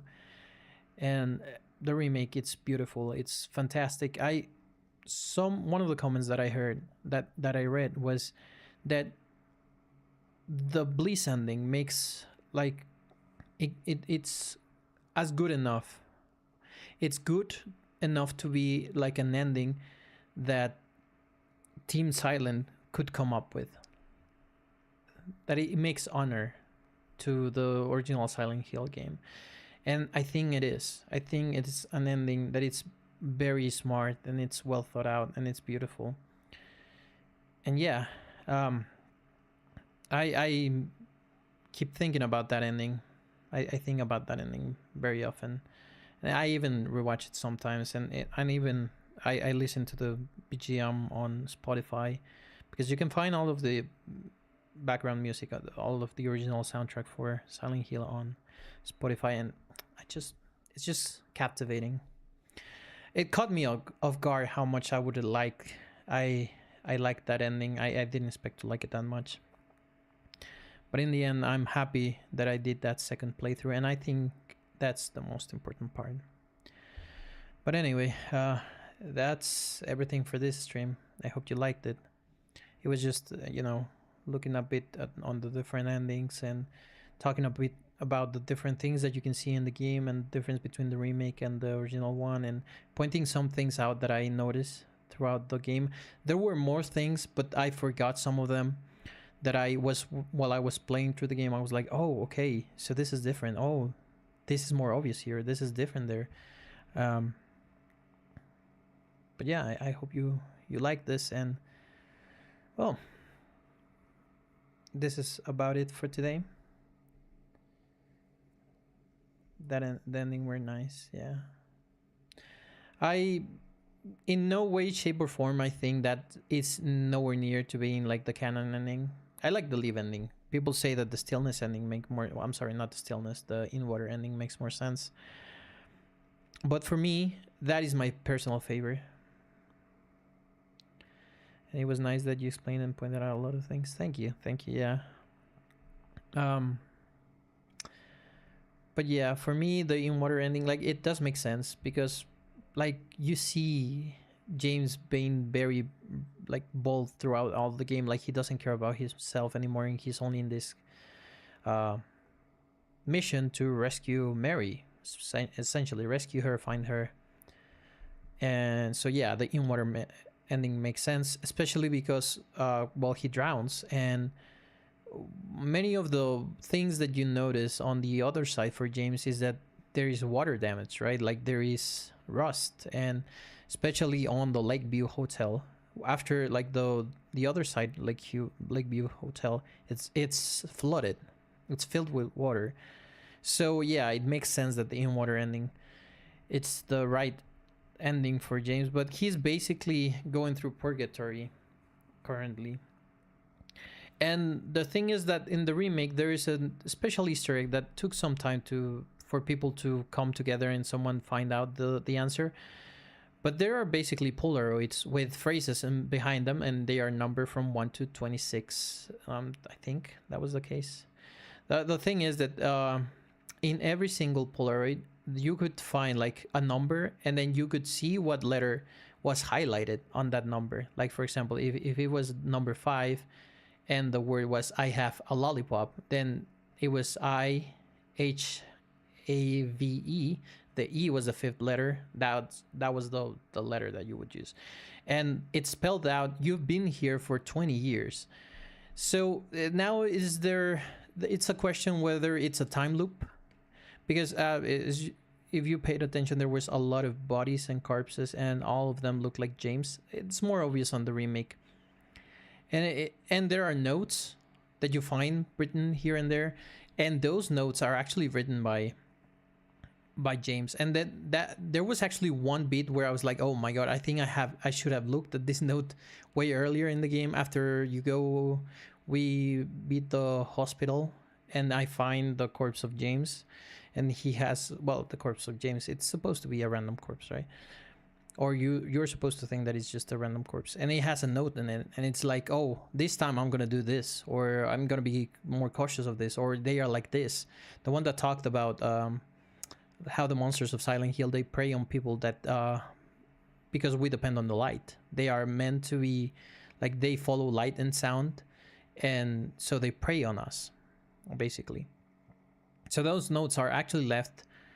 That's the thing. I wonder whether it's a purgatory, it's a time loop, and that Easter egg, people don't know to interpret it, like make it out to be like, James has been trapped on the time loop for 20 years, or if, as we the players, we have been obsessed for this game for the last 20 years, because the games came out with a difference of 23 years or so. But yeah, like you can interpret it. I like the stream. Oh, thank you.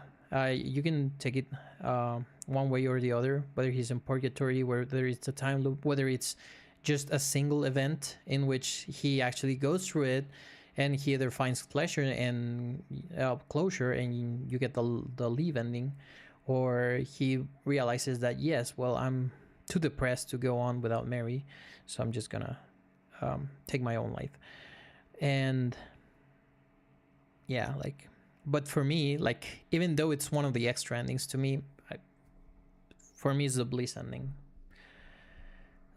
There's just no shot at the bliss ending. Is just too beautiful, and it's a bittersweet ending, but I like it. I don't want that to be the ending for James, but I like it. So anyway, thank you so much for watching. Thank you so much for stopping by, and I hope I see you soon again. Bye bye.